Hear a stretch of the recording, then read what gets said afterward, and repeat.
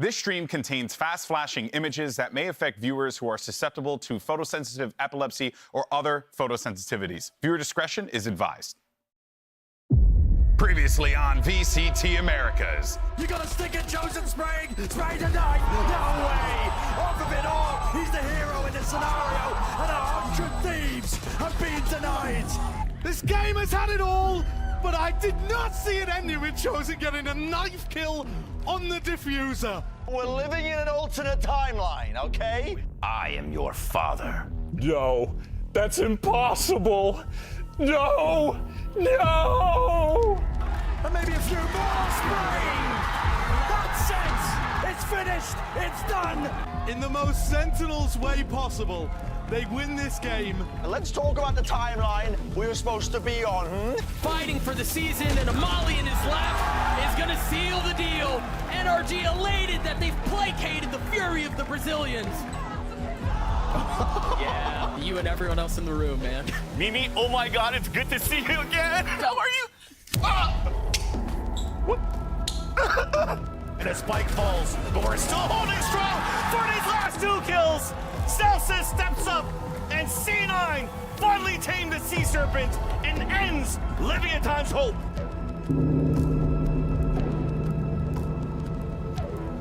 I want it. The flash and the kill delivers.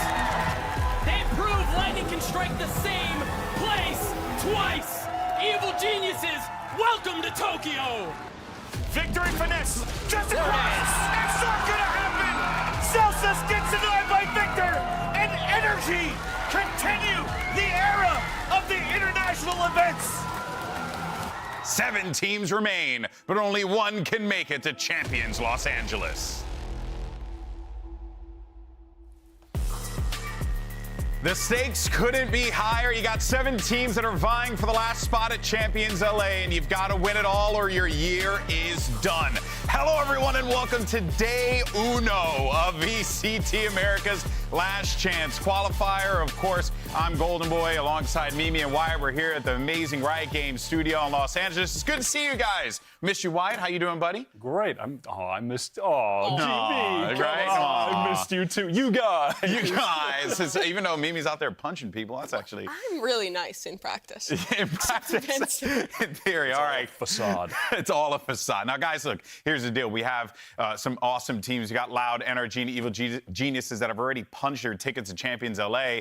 And the 7 remaining America's teams will fight it out over this nightmare of a bracket. As you can see, it all lays out over here. Now, there's some important things to note here. We only have one match today. It's MIBR versus Crew in a winner-go-home showdown. And most importantly, it's Latin's last chance to really be able to make something happen on the international stage. Now, some things of note here is that we have opening group matches are going to be single elimination. Cloud9 and Leviatán are waiting in the double elimination portion of the bracket, and it will be best of 5 in the lower grand finals. Mimi, this bracket is stacked. I mean, it's so brutal for these teams who have been working hard all season to make it to the LCQ, and then for 5 of them, it's just single elimination. You play a game, you win, your season continues for a bit longer, and if not, you've taken all this time to practice, to prepare, to come back to LA, and it's just over, and you're headed home. Yeah, the teams they've had enough time to reinvent themselves with this month and a half or so break. So it is possible that a team like Crew, who are on the precipice of winning so many games this past season, they could actually be at that level now to take those wins that they couldn't find before. This is really the reset point. Like you said, it's been a month off. What you did in the regular season, how well or how poorly you did what you achieved, doesn't really matter anymore because it is just this one tournament, 5 or 6 games away from making it to champions and claiming that last spot for Americas. And also, you know, an important thing to note here as well is that not only, you know, does that stuff like not matter, but we're also dealing with changes as well in the game. So we have changes that we're doing. Patch 7.0, as you can see right there. You know, look, we got back from Masters Tokyo and we decided to change things up a little bit. Now let's go ahead and break down what's going on over here, because for the first time, we're going to be getting all of the updates from patch 6.11 as well as 7.0 in competitive play.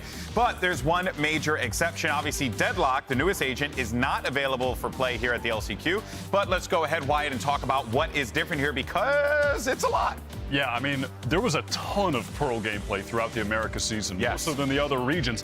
And with the map changes and it being a map that so many teams were floating, that's going to be huge. The other thing that I'm very interested in seeing in this LCQ, Chamber.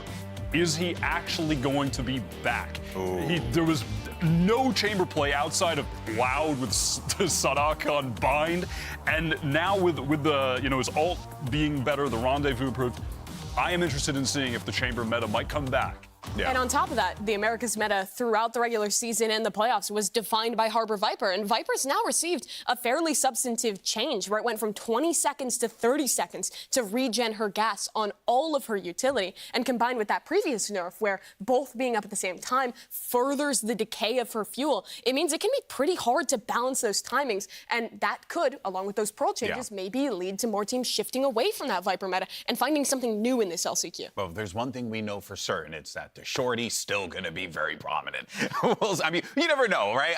Who knows? 300 is still pretty cheap. Yeah, it's still pretty cheap. I'm hoping to see more shorty plays, though. But, guys, you know, there's also been just so many big updates. As you saw there, Pearl, right, that you have to explore. So let's actually go ahead and send it over to our fantastic analyst. We have Brennan Sideshow for a little hands-on demonstration where nothing will go wrong. Professionals. Thank you, Golden Boy. Yeah, we're going to walk you through some of the changes that have happened on Pearl here because they're fairly significant. It's affected both ends of B-Long. So I've got my trusty assistant, Brent. I'm very trustworthy. Very trustworthy. To walk you through what's going to happen over towards the ramp side. Well, we've got some graphics as well to show you what it looked like before and what it looked like afterwards. So this is what it looked like before. It has a ramp there. That's why people called it ramp. Now it doesn't anymore, so we'll have to come up with some new names. But it also means that you won't see plays like this from Khalil, where he was just able to dodge up and down so seamlessly and fluidly. It's just a bit more difficult to pull off something like this now. Yeah, I mean, you can see just on the latest patch where the changes come through here. Here's the actual live example. You just can't take the same fights. Yeah. Like, if you're trying to peek and do what Khalil was doing, where he's like crouching, popping his head up, taking fights like this, dodging as well with the AD. You just can't do it. You're dropping down off the box if you try and do it. It's a little bit, you know, narrower these days, so can't make the same plays. And it should really make those post plans a little more difficult. Now, I'll take you through what's happened towards screens and halls. So we've got graphics to show you before and after here again. So screens is just slightly smaller. You can get up there without being a Jet or an Omen or something like that. And they put another 50-50 angle, kind of, over towards halls, which gives more opportunity to hold on to that as defenders or post plant players. So let's jump into the game, and I'll show you kind of what that looks like on our side of things. One of the important parts is that this normal Viper wall that you can put down, you know, you would be able to put a little gap in it here to potentially peek through to somebody. You also might not even need to commit the wall. You can just use your Viper orb and put the wall over, you know, a completely different area of the map, maybe cutting off Art and A main, something like that.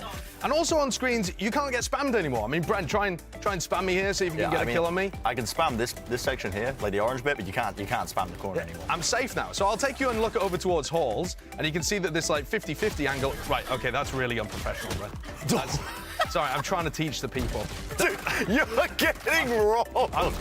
Let me deal with this guy. Okay, hold on. Let me deal with this guy real quick. Golden Boy, I'm a bit busy.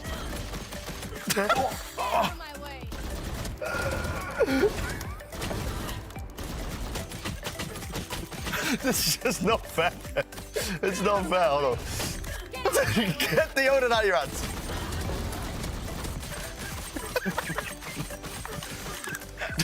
I love that. So Brandon's the guy that whenever you want to like go and look at a brand new map and go into it, Brandon's the guy that just frags you immediately when you go in there. You can't look at the new map.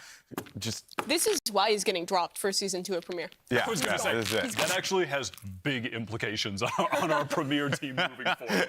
Really? Massive implications.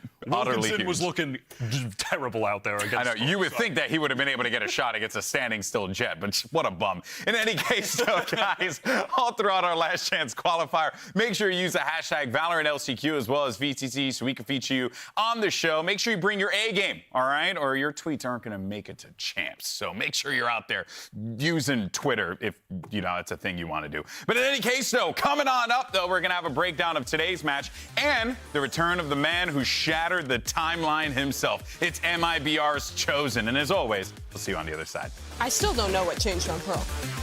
I have no idea. Probaron las armas del lado de Cloud9 y Crew. Doble baja de Naxer. Porque o JDZ chamou atenção e é ele mesmo! Tá dando conta do recado! 4K! Ace do JZZ!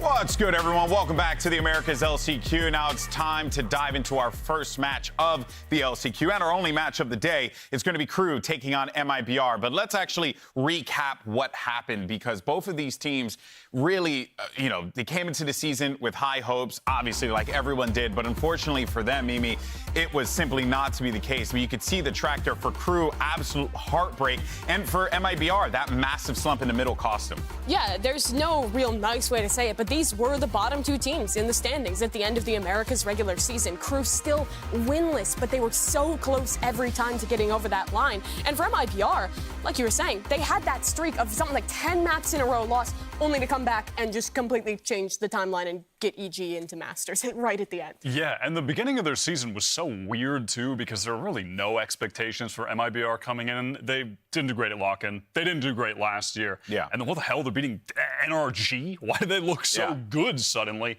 And then after those few initial games, they just fell right back into their old ways. It was like 5 games in a row. They couldn't get a map. And then the miracle game at the end that came out of nowhere. But just a bizarre season, honestly, for MIBR. Oh, most definitely. I mean, I think that team, going to lock in your right, didn't really find what they were looking for there, but we still had high hopes for the team. Whereas on the other side for Crew, we kept waiting for them to get their first win, and it never happened. And that is really frustrating here, especially considering that even in those games, they got close a few times, Mimi. Yeah, they absolutely did. You can see that they got close pretty much every time. 14 close map wins or losses. That means decided by 3 or less rounds. 12 of those, they ended up losing. You can see Leviatán up top there did okay for themselves, but really it was Crew who was constantly coming up the worst end of those close games. And it was not just against the worst teams in the league. They were pushing people like NRG, like Cloud9, even at times pushing close maps against Loud. It was always these really respectable opponents and these close games, but it just felt like there was a mental block for them to get that final hurdle. Yeah, absolutely. Like, if you look back, they actually, like you're saying, they actually got map wins against great teams. They took a map off Cloud9, almost won another one. They beat Loud on a map. Yeah. They beat them on Pearl. They beat EG on a map. I mean, pretty nuts from them that they were able to keep so many games so close but never bring it across the finish line. Maybe it'll finally happen, though, today. Yeah, it's very fascinating to see both of these teams, right, really feel like they've been on a similar path, but just completely different stories. You know, a path of, like, trying to figure out what's going wrong, while at the same time you have teams like, you know, MIBR, for example, that then pull off miracles. Literally, that's what this was. This was just a flat-out miracle that we saw happen against 100 Thieves, who were poised to make it. Yeah, absolutely. Now, it feels like a miracle, but the other question in tandem with that, the MIBR guys were talking about how their previous roster with Heat, they were having internal struggles as to how they wanted to approach the game.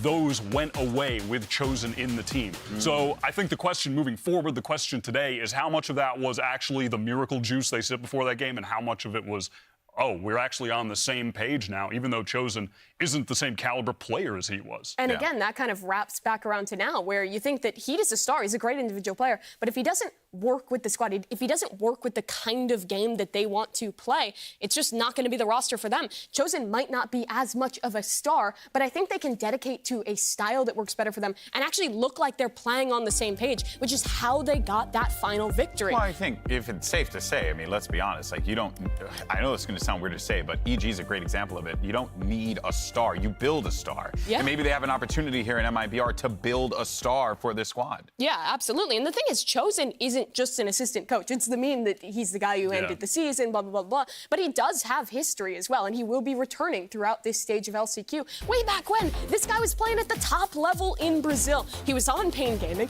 in the first ever Tier 1 VALORANT tournament there. Yeah, this is ancient history, but he got second place. Like, this guy is a legit competitor, and he was good.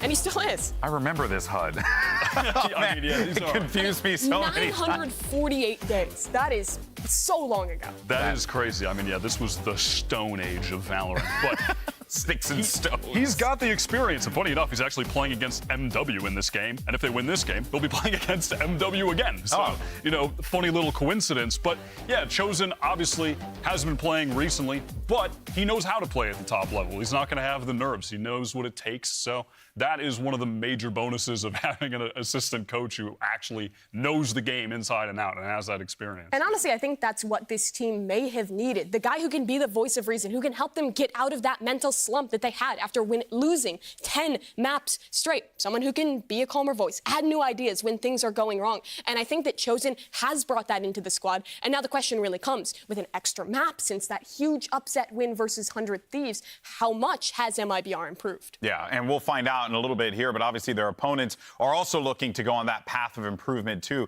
as we shift our focus over to Crew here, because, you know, they coming into this matchup, there's been a lot of thoughts, a lot of discussion as to, like, you know, what's going on with this team, where they feel comfortable, what changes do they need to make rather, and it seems like rather than make changes, they decided to kind of stick to their guns, but do it in a manner with, like, new coaching and individuals that could kind of help elevate them here, Mimi. Yeah, they have been together as a squad since the beginning of the season, but they were back and forth on their roster all throughout. They were in a tough go of things, and again, I think it really was something mental to never be able to get one of those series over the line. But you can see here from their coach, Adam, after their loss to then make it into LCQ, he's tweeting that with the assistant coach, they'll provide solutions, seeking to prepare with higher quality and be ready for LCQ. And he's thankful to all the people that have supported them, motivated them, and they're going to keep on working. And I think it is really simple things like that that are going to be important for Crew, because they are a respectable team. That's how they got every one of those games so close.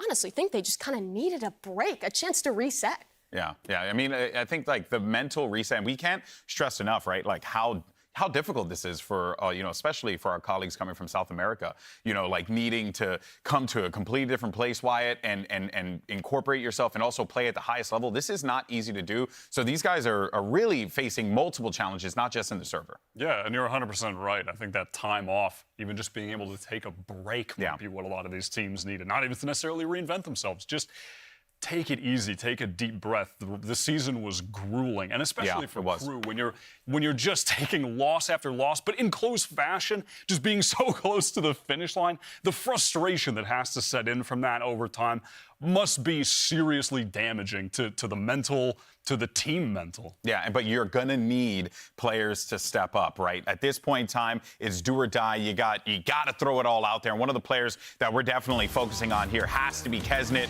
This guy, he's always at the top of the mind when you discuss players on crew because of the impact that he has on this team, Mimi. But you're really looking for a Herculean performance from here today. For him to be able to, start this run that they'll have to make of 5 games in order to make it to Champions LA. And he's always delivered on that. Even when crew has been struggling, Kesnet has been good. This guy has been consistently a top-level player in Americas and in the international scene even before that. But now really the question for me around crew is when these games get close, when things get weird, how can they avoid these situations where Kesnet is pushing it too far, where he's taking too many risks, especially because today he's facing up against JZZ, the guy who's just filled into that jet role for Heat, and I think has fixed a lot of those overheating problems that MIBR also had. At the beginning of the season, when MIBR got those wins we were talking about against NRG, etc., JZZ was the guy for the team then, and he was doing it on the initiator role, playing a lot of Sky. And now he's headed back to the original role he was on last year with MIBR. He's on the Duelist again, and if he plays at that early season level, he could carry the team to the finish line against a player of the caliber of Kesnet. Yeah, that's what you're hoping for, right? Yeah. And it's going to be interesting to see, obviously, how this plays out. We'll see what JZZ brings to the table as well. But as we get closer to today's match, it's time, though, for a little bracketology. We need some predictions. And who better than Brennan Sideshow? Because they always turn this segment into bickering. So what we decided to do is that we decided to cut out the noise. That's right. Literally, because we gave them noise-canceling headphones to make their bracket. Ha! Take it away, boys. Nothing could go wrong.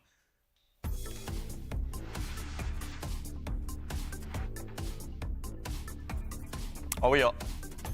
Okay. Welcome to Bracketology version 6 or 7. I don't know.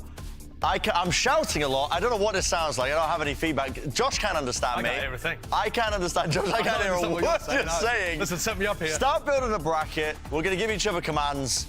Noise cancelling headphones. Josh, I want you to get. Give me crew. I think he said crew. Vamo! Vamo! Go! Crew! All right. We're taking too long already. Yes, crew. So this one through. I don't think I'm giving you too clear of a directions. Okay. What team for me? Okay, I want you to go and get Furia. Like a panther.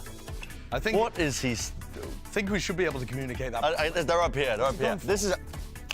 Bloody hell, what have they stuck this to? We've only got 2 minutes on the clock. Come on, time. Okay, I'm Furia. Yeah, you know how a bracket works, bro. Put it there. Okay, go. This is an important one. Cloud game. Yeah? Cloud game. I love hoodies. What? I love hoodies. I'm wearing a hoodie. Hoodie hog. Yes. 100 thieves. Yes. No. Go. No. I mean, I know what he's trying to communicate to me, but we'll play. What are you doing? That's this one? Whoever's controlling the music has just... Hoodie. They're putting on an absolute banger right now. This one? Okay. Good. Cloud. How do I communicate? Cloud9. Cloud. This song is so much louder. 9. What are you saying? 9. 6, Cloud 7, 8, 9, 10. 9. 9. C9. Yep. C9 win? They win? C9 win. C9 looked so good in the regular season towards the end. There we go. Perfect. Okay. So. Oh, it's me again. Yeah, I'm losing it. Bren, we have 50 seconds. 50 seconds. Okay, time. Get it, Lev. Leviatán, that's the spike! That's the spike! Okay. Yeah. Leviatán. Okay. So that means that Furia go down there as well. Furia, down there. Furia. You're just pointing at I mean, that's just how brackets work. I'll go and get Sentinels.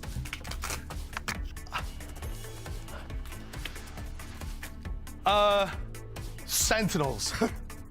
Are you just making stuff up? What do you want from me? Like a sentinel. How do I describe a sentinel? Like, I don't know. Sentinels in games. All right, we've got to fill the rest of this out quickly. I didn't realize there was a timer this whole time. I didn't even realize there was a timer. There, Sentinels. What? What? Do you not have a Sentinel? We ran out of time. I'm assuming. Pretend that's Sentinels. Pretend that's Sentinels. We'll throw it back, I think. I can't get any cues. I don't know what's happening. Oh, okay. Well then, so Crew wins, I guess. They say that Sentinels, but I believe my eyes more than I believe the lying words that come out of Brendan Sideshow's mouth. So Crew's going to win the LCQ. Wyatt, your thoughts? I'm rolling with it. I got it. Sure. It'll be a little 2021 champions type beat. How incredible would it be though if all this happens and then Crew ends up winning, but we didn't have their track predicted throughout the bracket at all? Yeah, because they're just winning. It doesn't matter. They come in with a Money in the Bank briefcase and just hit Sentinels over the head and cash in. I'm actually all about this. All right, guys. Well, you know what? Let's see if that ends up happening. You're going to have to stay tuned to VCT Last Chance Qualifier to find out, right? But, you know, guys, we heard from our experts. They're scientists. They're really just a crackpot scientists. And of course, we have to hear now from our unbiased LCQ scriptwriter. We actually have one, by the way, and see how they designed the tournament to play out.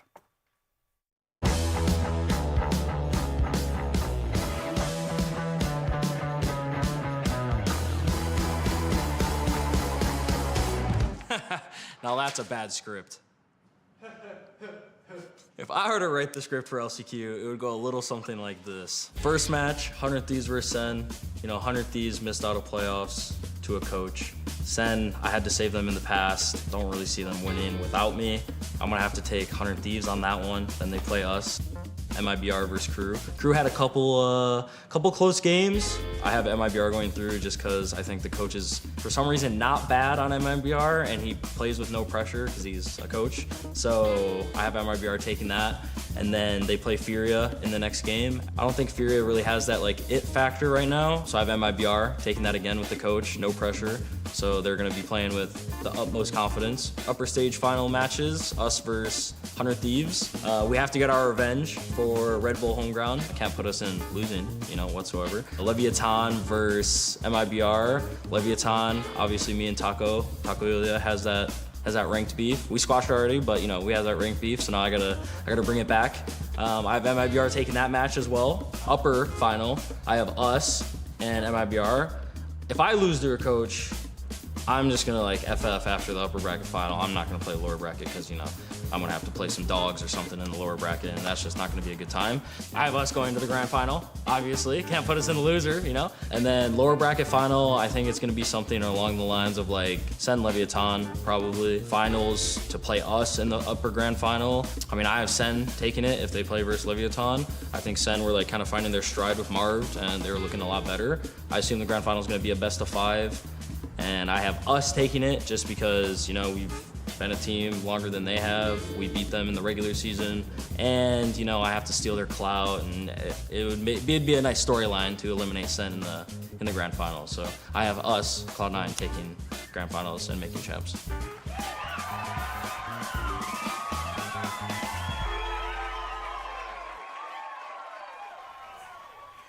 I really think we have to start reevaluating our hiring process Isn't for our it crazy that he scriptwriters. made almost the same bracket as Brennan Josh? Just the final. It was Just the the winner final. wrong. He got the winner wrong, Yeah. but it was pretty. It's Crew, but it was okay. Yeah, we all know it's going to be Crew. I mean, that goes without saying. The bracketology experts said that it's going to be Crew despite them losing in the lower bracket. It's fascinating how this all works out here. But we really do need to reevaluate our hiring process for this riot, so can we please get on it? Okay, that'd be fantastic. In any case, though, guys, look, the stakes couldn't be higher for both teams, right? And a loss here means that you're out of this competition. You're done. Your year's over. Kaput. That's it. And getting a win here today is going to be massive because one of these two teams, if they want to make a run to champs, it will have to be utterly legendary for them to do so, given the track that they're going to have to go on. 5 or 6 matches. Nuts. You have to win 2 in a row first to even make it to the double elimination section. For these teams that were the low seeds in the regular season, it is such an impossible run to make it to LCQ, to make it through LCQ and qualify into champions. And especially for these South American teams, it's so important because these guys have sacrificed so much, moving halfway across the world to come to Los Angeles to compete, to practice. From what I heard, MIBR didn't even get a chance to really go home between practicing, trying to reinvent themselves. That's how much is put into this LCQ and how high the stakes are for these teams. And immediately on the first day, only one gets to continue. Yeah, this one series means everything for both of these teams. And then whoever wins it, they have one series that means everything to both teams because this format is so brutal. And when you're practicing for that long, we talked about the reinventing yourselves, but even if you do that, a couple missed shots, someone not showing up how they might have in previous games can make all the difference. And if you're that guy who misses those shots and you lose that map, well, you have 5 months for the rest of the year to think about that, one moment that you might have messed up. That is brutal. And in the same vein, that does allow a miracle run to happen. One of these teams could run the gauntlet here. There is a lot of variance in single elimination in a small tournament setting like this when you don't have week by week to go back and change your style, to re-prepare. You are going up against surprise after surprise. So the impossible is possible, and either of the teams today really do have a chance to make a run out of this. Yeah, well, I mean, guys, I'm excited for this matchup. Time's running out, so let's go ahead and do some predictions here. We got whiteboards standing by. We paid millions of dollars for. Okay, here we go. Wyatt, who you got? Upside down. Crew. That's Crew, baby. Okay, Crew. All right, Mimi? I'm also on the Crew chain. Whoa, I think while MIBR had their kind of comeback right at the very end, it was solid, but I don't know if it's going to be enough against Crew. I think this is the moment where they break through and finally win a series. I believe in my boy Bazooka, and I believe in MIBR, so I'm going with MIBR. But this is going to be a very interesting matchup, folks. And the coaches, Adam and Bazooka, are standing by for map picks, so let's go ahead and get this show started. Today, two teams are fighting for redemption and a shot at champions Los Angeles, and a loss means your season is over. It's MIBR versus Crew. Day one of VCT Americas starts right now.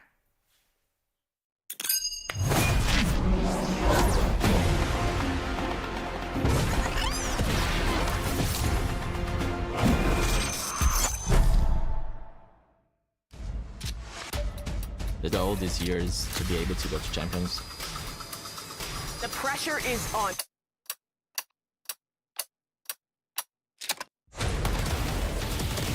Let's go! Por eso hay que ganarle a todos.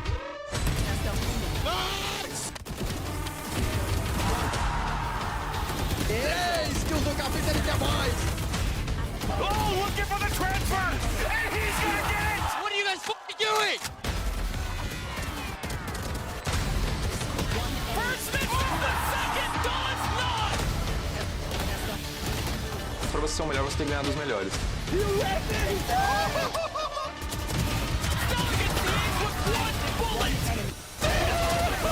Buena, weón!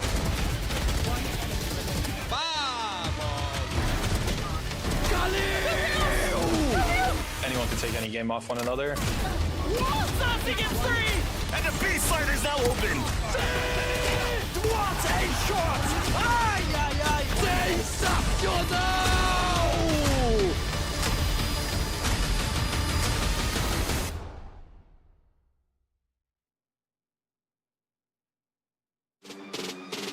Last Chance Qualifier, la última oportunidade de nosotros classificar a Champions. É a maior oportunidade que eu já tive, eu não vou deixar ela ir embora sem que eu dê o meu máximo. No sé qué me espero, la verdad, de MIBR para el próximo partido. Confiança e diversão é o nosso foco para a partida. JCC! Agora a última experiência Na minha opinião, a Crew é o favorito do desafio, eles são os favoritos. Querendo ou não, eu voltei a jogar tem pouco tempo. Considero que para esta etapa, Crew, digamos, siento que todos venimos renovados. Sí, buena de y Cloud9 se nos va, pues. Se le intenta correr a David, no se le puede correr a David. No, Crew. Sí, ya no importa, o sea, que hayamos salido 9-0, 4-5 o cualquier cosa, sino que lo que importa es ganar el Last Chance. Okay, guys, we're going to start the VCT map pick bands. MIBR, you guys are higher seeds, so which team would you want, Team A or Team B? MIBR will be Team B, which means Crew will be Team A. Okay, so let's start with the first pick from Crew for map 1. First band. Oh, first band, sorry, first band. First band? Yeah. Reband.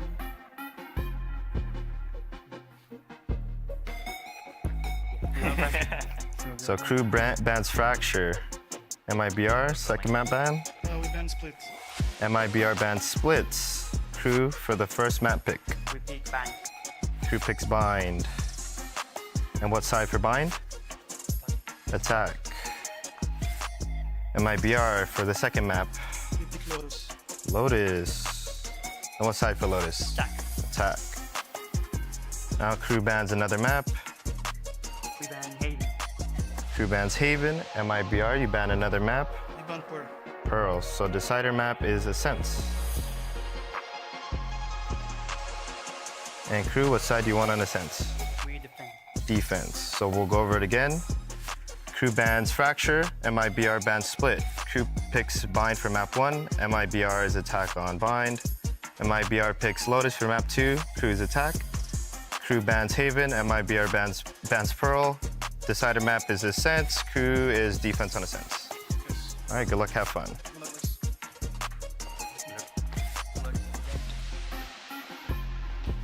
Es momento de presentar al primer equipo que estará peleando en este LCQ. Tenemos a Davis, Klaus, Melzer, Kesnit, Naxet y el entrenador Atom. Con ustedes, Cloud9 esports.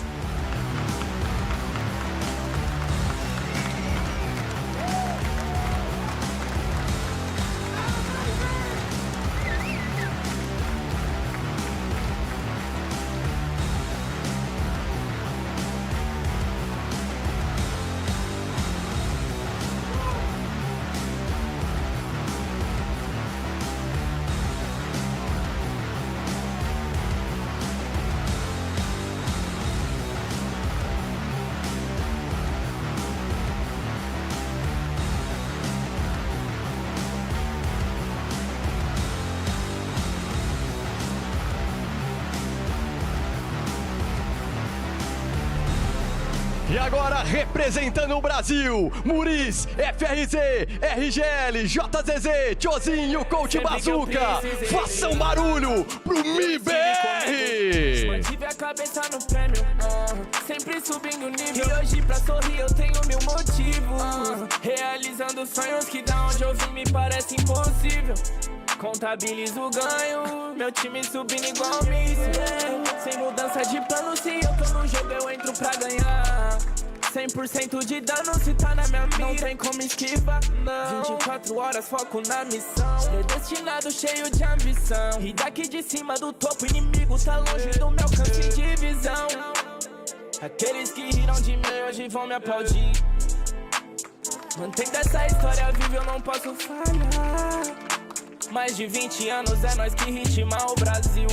E quem tenta contra a família, infelizmente nós vai derrubar. Não mexe com essas minas que elas são perigo. Tem muita munição no pente, sempre dedo no gatilho, nunca corre risco. Hoje é elas que mandam, nem testa. Se meus manos estão na pista de longe te avista, e você já até sabe o final. It's do or die for both of these teams here. You gotta make a legendary run in order to make it the champions LA. And these two teams have a monumental task ahead of them, Mimi. Both teams had rough seasons in Americas, to put it lightly. The bottom two in the standings, but that does not matter anymore. They're both back to a set roster, one they're confident in. They've had a month off to prep, to reset the mental barriers that they had back in Americas, and this is now a new and final chance for them to make a run.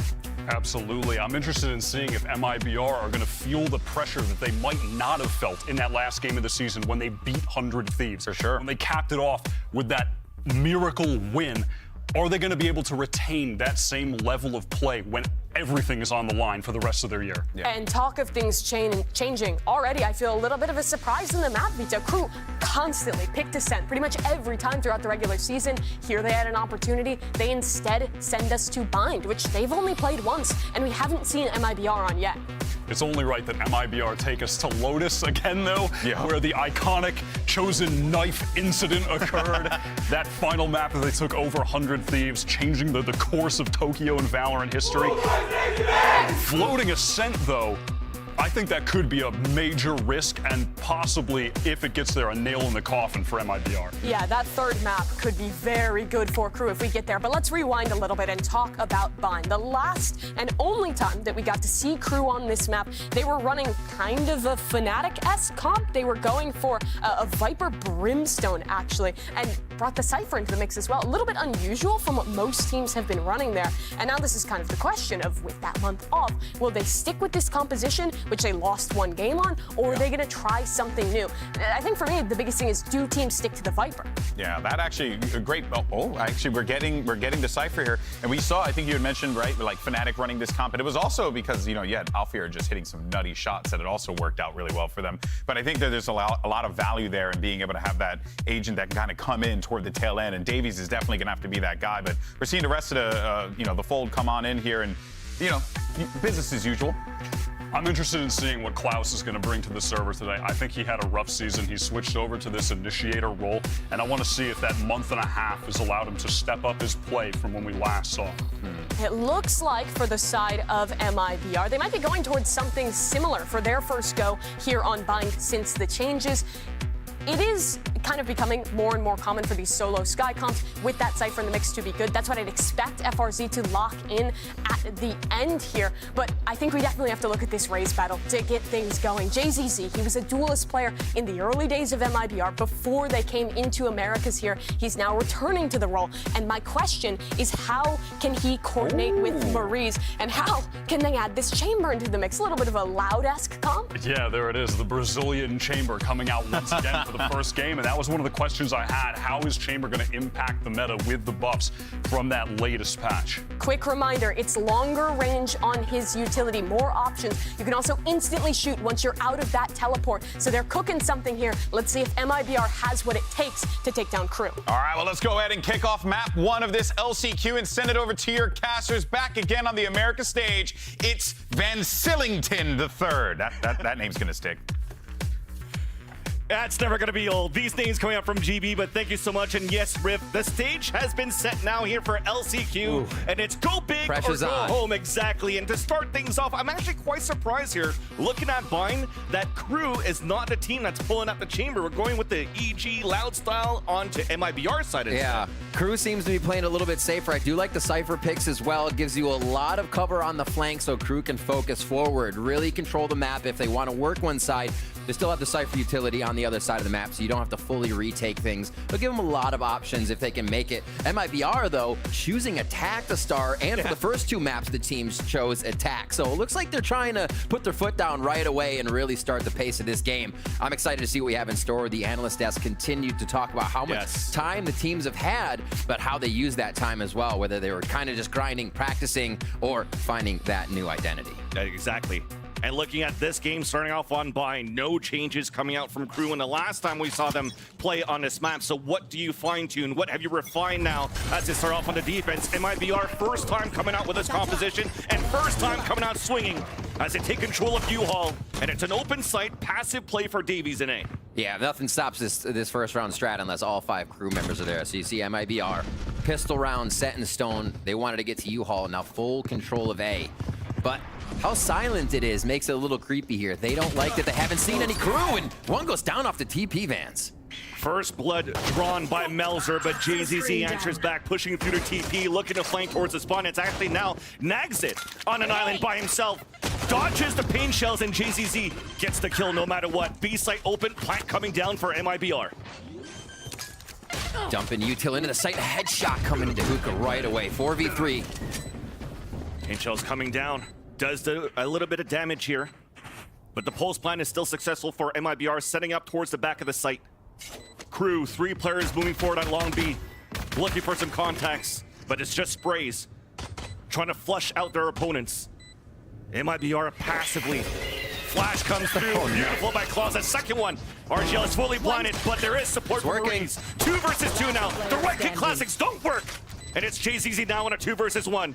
needs a clutch to start things off, but it's only good enough for one. Crew comes back for the retake and a defuse. Patience from Crew there, realizing MIBR tried to hit just about every angle of the map before that hit to B. And I love that first strat by MIBR. You see a variation of what is usually a Raze blast packing over truck to spawn and pushing spawn.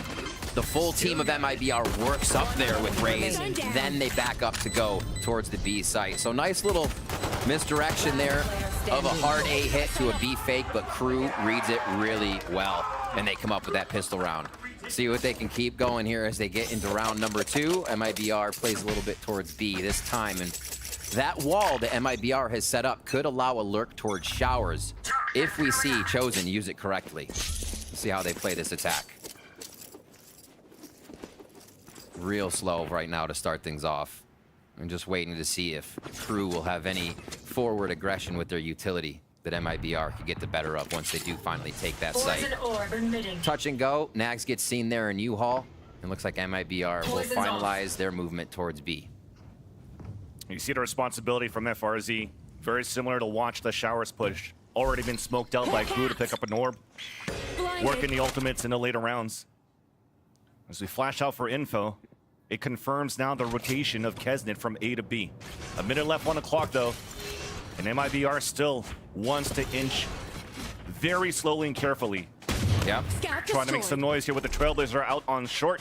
That was coming out here from Maurice. Exactly, misdirection towards the A side to hopefully get Crew to lean. Good dodge by Davies, back in for the team. Played so well in the last 2 games of the regular season here. Looking to defend the B site. A great camera set up now by Davies. Tagging some players, but it's still FRZ that gets the first blood in this round. Trader right back on a 4 versus 4. And MIBR is just looking to punish as soon as these smokes come down. Davies under heavy fire, but does have support from Kesnet. More players to fall down from MIBR. And there's still only 15 seconds left now. Spike finally falls down. A great hold in the end. And as you work as a group now for MIBR, you still can come in for a plant. Great comms. Everybody stayed in the back there, avoiding a lot of that initial MIBR utility. I think Davies being able to go back and forth underneath gave everybody else the information to help him and get the kills that they needed. So another B hit coming in here. MIBR shows a little favoritism towards B after quite a few fakes towards A. They've tried to commit that now, conditioning a fake towards A, hit towards B. And we'll see if it bothers Crew as we get into our bonus round here, as MIBR is going to be coming up with weapons. 2 away from that JZZ ultimate. And they don't have showers controlled just yet. More of a same strategy to default now for MIBR. Ooh. That has done some damage actually onto Melzer. Tap in on the spike. That's FRZ still fighting for it, but now finally Kesnet. Already a showstopper in round number 3. Meanwhile, we have gotten some info in the early rounds, or the early seconds of the round with the flash coming out towards long, identifying MIBR slowly working the map once again on a default. Nags creeping up in mid, looking for audio cues and pressure. To see who's confident to get the first peeks out, right? This is the last chance for these teams. It's what I call the last chance qualifier. So every frag has so much impact. And you can see how timid everybody is to get that first peek without utility. Here, dry movement from Chosen. There's a battle of utility between both Vipers as pulling up smokes and up and down all the time, and still that 1 versus 1 between Chosen and Nagsit. The creep up here from FRZ actually gains great space. They're going to have that showers control as they try to hit the site now with util, and it will force Crew back to start things off. Finally gain that space. Molly to deny for a bit, allowing the rotation from Crew coming out from B. Snake bite, but Nagsit clears it. Does get the dink, but no kill. Chosen trying to fight back, but meanwhile we have taken control of showers outside towards triple. Spike down A. 13 seconds left on the clock. Another slow round coming out for MIBR for a last second plant. 10 seconds left. It's Chosen finally opens up the site for a bit. The showstopper out. Klaus also Spike's not down. The plant coming down, and that's a 14 and ace for Klaus. No shot. That's how MIBR loses the bonus round. Crew so patient. None of the early util from MIBR really affected Crew. They adjusted, they positioned themselves in sight, and as soon as the planter started to hit spike, that's one less person watching an angle. That was the movement of Crew. They knew when to collapse, and the timing was perfect. Klaus Feeling like he needs to put up some numbers there. We heard the season he was having from Wyatt just a moment ago, but feeling good on that. Standing up, didn't even want to sit down in the end. Adrenaline pump in there, and Crew win a very, very big round. MIBR now to Sheriffs. What a heroic play there by Klaus, doing that all by himself towards the A site. And that was, they got first blooded too. That was a 4v5 conversion for Crew. And that player himself, for Crew overall this season, yes, they've had heartbreaking losses throughout the season, but the roster itself kept shifting in and out of responsibilities of Crew sitting out Klaus to bring in Ashley, for example, as the initiator role. Now Klaus has a chance to shine once again. Back on the roster for this elimination game between Crew and MIBR. Crew known to show well against the Brazilian teams. Here they start off on fire, and not even the teleport's gonna help FRZ there. Caught off guard. Uh-oh. Dodges for a bit. And lands the shot onto Klaus just as we sang his praise. But at least Kezin is there. Down B. Up in the cubby of the B side. Pain shells onto JZZ. And he's farming already. Halfway once again to another showstopper. Kaznit there, saw his image in the pre-show. One that they have to look towards, one that they need a player to go off. And Kezin is showing that right now. 2 nades in that round to just completely shut down the Octagon area. And the second one to solidify the kill on his counterpart in JZZ. He knew it. He's just waiting for the explosion after the throw. It's that moment, just the success. 4 rounds in a row now for Crew. Back to weapons for MIBR. And they continue to pressure this long to start off, feeling like they'll get a little bit of a touch and go, maybe a fight that JZZ can win. And then at Crew backs up. They let MIBR creep up, and then just get caught in these traps. Especially after that snake bite that was thrown by Chosen. Camera's now set up. Breaking now the Trailblazer being set out by the attack, and MIBR finally moving a little bit quicker than other rounds, but it's Klaus answering first once again through the down. Second kill out from Klaus.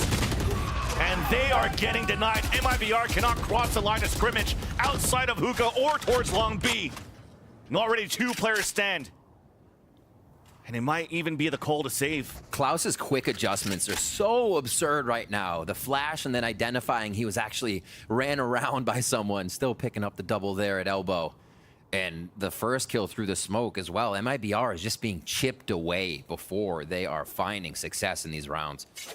What punishment from Crew here. And MIBR, they come in with the chamber. They choose attack first. There's an idea that they want to get into motion. Left. Nothing going so far here as Crew continues to hit the shots and just stuff these hits on each site. Oh, yeah. And the layers around it and how they want to anchor. Last player standing. Gets cleared by Klaus. Spike down B. Chosen falls, but yeah, like the toxic screen that comes up here on the defense from Nags. Left. Couple of meters behind that, you have the traps that are being set out by Davies, and MIBR just really can't get into either of these sites. Exactly.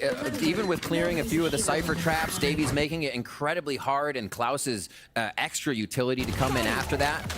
And on the A side, I don't think Crew is being affected as much as MIBR wants them to be affected by the Viper Wall. There's not much that they're able to get pushed or pressured with that Viper Wall going up and down, and we just see Crew playing patient in the back, not giving up any free kills. And Chosen's not really able to get the information, I think, that MIBR is looking for in these lurks, in this 3-1-1 strategy that MIBR keeps playing. Yeah. Spike down this round, so we know this one's taking a little longer with Sheriffs abound and Maurice with that Guardian here.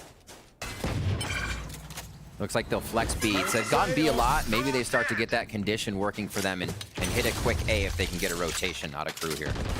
I'm so happy. I get to say it again. Say it. Tour de force. Oh. Out for FRZ after picking up the orb towards Long. Looking for the timing with this wall coming down. You hear the Trailblazer also pushing out opponents towards A. So he's trying to catch one off the rotate, but Klaus also pulls out his own Trailblazer to push him back. MIBR is hitting these sites so slow That's the thing. Two players of Crew are being able to lean back and forth in spawn. Melzer and Kesnet were just going buddy system back and forth. Now they split to a default, which still defends whatever they need to. Another B hit, however, coming from MIBR here on this low buy. Investing the Seekers to open up the site. Hopefully they can get a pick here. You hear the ring shots of the dual defense, but it's Klaus once again with the assist coming out from the trap wires from Davies. RGL Meister also gets wallbanged by Davies as he gets caught by another trip. Nothing they could do. 18 seconds left. SFRZ pretty much here with this dual defense. Hoping to pad some stats, but it's not going to work. He gets canceled right away by Melzer. Now you gotta die, buddy. Ooh, once again, another one through smokes. Crew is looking good today. MIBR, they're like testing themselves. You're going into the blind and find utility of both Davies and Klaus over and over and not finding the result you want, whether it's a gun round or whether it's a save round. And looking at what Klaus used to play, super regular in shooting through smokes, looking for that identification as an old Sova player. Being behind smokes and taking out your target due to a ping is in his nature. So being able to get those frags from elbow is just another day at the job for Klaus right now. And he is having a grand time, especially with Davies in sight, giving even more information. So B has to be figured out if they're going to keep hitting it. It's on lockdown. The map in itself, when you're looking at how MIBR is currently hitting these sites, there's like, yes, 10 to 30 seconds, maybe even less sometimes. And you look at what you have left for Crew in those moments. Pain shells are still available. They still have a brimming molly. Snake bites are still available from Nags. So they have post-plant delays or plant delays, not allowing MIBR to even plant.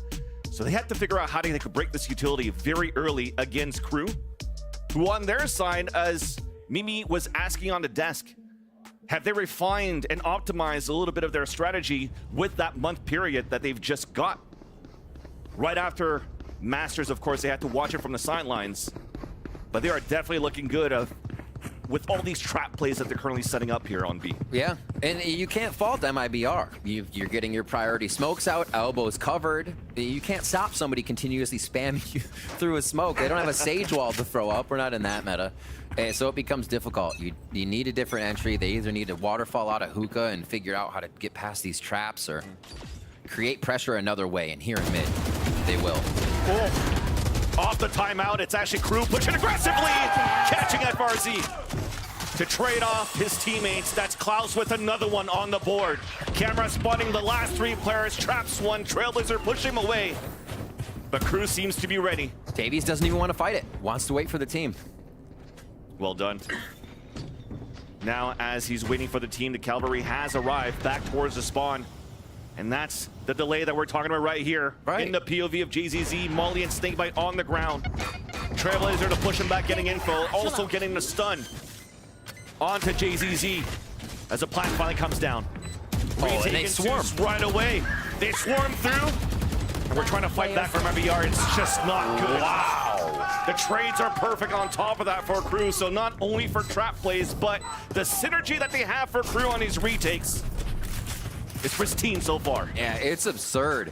I mean, MIBR is taking so long to find Crew in the sites. It has to feel weird planting, knowing they're about to flood in each and every time. The way Crew is playing safe right now is so dangerous. It sounds weird, but it's incredibly dangerous for the way that MIBR is taking these sites. You see the Crew watch parties going off right now as Crew is doing the same. 7 straight rounds, and they are deleting MIBR in these rounds, even though you see defuses there. All the players are going down, so the economy isn't able to build for MIBR right now, and Crew is punishing them. You have some conditioning. Multiple times have MIBR put a snake bite towards long B. And a flash to combine with that, but they're working towards short. Look at that rotate coming out from Kesnin already. A weakened A site, an opportunity for MIBR to strike. Showers control will come up short here, but MIBR wait for the util, and in we go. Showstopper is just going to clear the space for now. Crew okay to give it all up, but more ults are still available. Orbital strike for a pulse plant. But it's RGL mixed out of it with 8 HP before it gets to heal back up. An opportunity to win here as the pit also comes up now for Chosen. Yeah, that finesse ultimate. trying to control the site, scare your opponent out. MIBR with one of the best chances to get back into this game, possibly make it a 7-5 with a straight comeback. Spamming through with the Seekers. That's the first time the op comes out for Kesnit. Melzer runs inside the pit to drop Moritz. Puts up the ult and spots the last 3 players. Again, RGL playing the pulse plant. They have to hunt him down. FRC holding his angle down towards Showers. Chosen also doing his job. And the numbers dwindle down for Crew. An opportunity finally for the first round to come in for MIBR, and it is gonna happen. One enemy remaining. Bit of a replay. As JZZ went in, it was a bit of a replay of the first round we saw from MIBR. Straight to that U-Haul, gather control, but they stayed this time. They made sure A could be theirs, even with that utility coming out of Crew. A nice round out there. Spike planted a little bit of money back for MIBR and hope at the end of the tunnel. It has been punishing so far. So they go to A for one time, and it works. Yeah. Now what do they do? Because B was a shutdown for 7 straight. And just like we can't escape the 9-3 curse, we can't escape this scoreline either. 7-1 right now. Crew's still in the lead. As MIBR, a little bit of wind behind the sails here, hoping to tie in 2 in a row. As Davies with another different setup, even a different position. Crew ready with priority ultimates here. Kesnit on deck as well. That orbital strike ready to clear out MIBR if they do get ground. Spike is down over by Market right now. This 2-2-1 is just attempted from MIBR. Okay, so we talked about trying to waste that utility a bit. Already the paint shells are used, and FRZ gets a lurk kill onto Nagzek, but gets easily traded out. Switched out to util play to the 1v1s and see if people can get these first shots off as MIBR doing a few more dry peeks in this again. JZZ, a bullet skimming right by his head there as they make their way into A site for the plant. Because it looks like he still wanted another one. Trailblazers are now coming out. There's the orbital strike. It will actually clear out RGL, but at least the plant comes down for MIBR. Nice job here by Moritz to watch the flank against Davies. Even situation now as it's Crew once again looking for the retake. No flashes available and also an operator. It's going to be very difficult now for Crew to work this through. And they're playing this very patiently. Tucked behind the corners. Sprays through the toxic screen as a 1-for-1 comes in. Nice flash from Moritz to then come in for the last 2. And that's the 2 rounds that they wanted to kick things off in the first half for MIBR. MIBR shaking off the cobwebs. They're starting to get a groove going now. Still losing a few members, but the buys should come through. They should be able to stave off the more pressure here from Crew. A much slower round and more commitment to the fakes. Yeah. A hard commitment to 2 and Hookah right up to the jump out. And then 2 were pretty far up on A. So it scrambled a bit of the rotation, that lean and spawn that Crew has been doing so easily to read the play. So that speed after MIBR wanted to execute was a big plus that round. The operator no longer on the map. I'm sure MIBR is happy about that here as they look to play towards A once again. They realize just going at this Cypher util at B was not working, but they're going to face it at A now, Vance. Melzer's playing behind. Oh, just saw the cap of JZZ. Setting up right now. He's walking away. Could get caught. Okay. A little scary. That was a close call, but at least for MIBR, still satcheling in, taking control of U-Haul. Okay, the trips are coming out on the A side this time. Traps a few, and that's Davies once again. No matter where he's at, he's just tripping everybody. Smoke's down. Easy plant. Showers control is perfect, so this isn't Crew getting in too easily.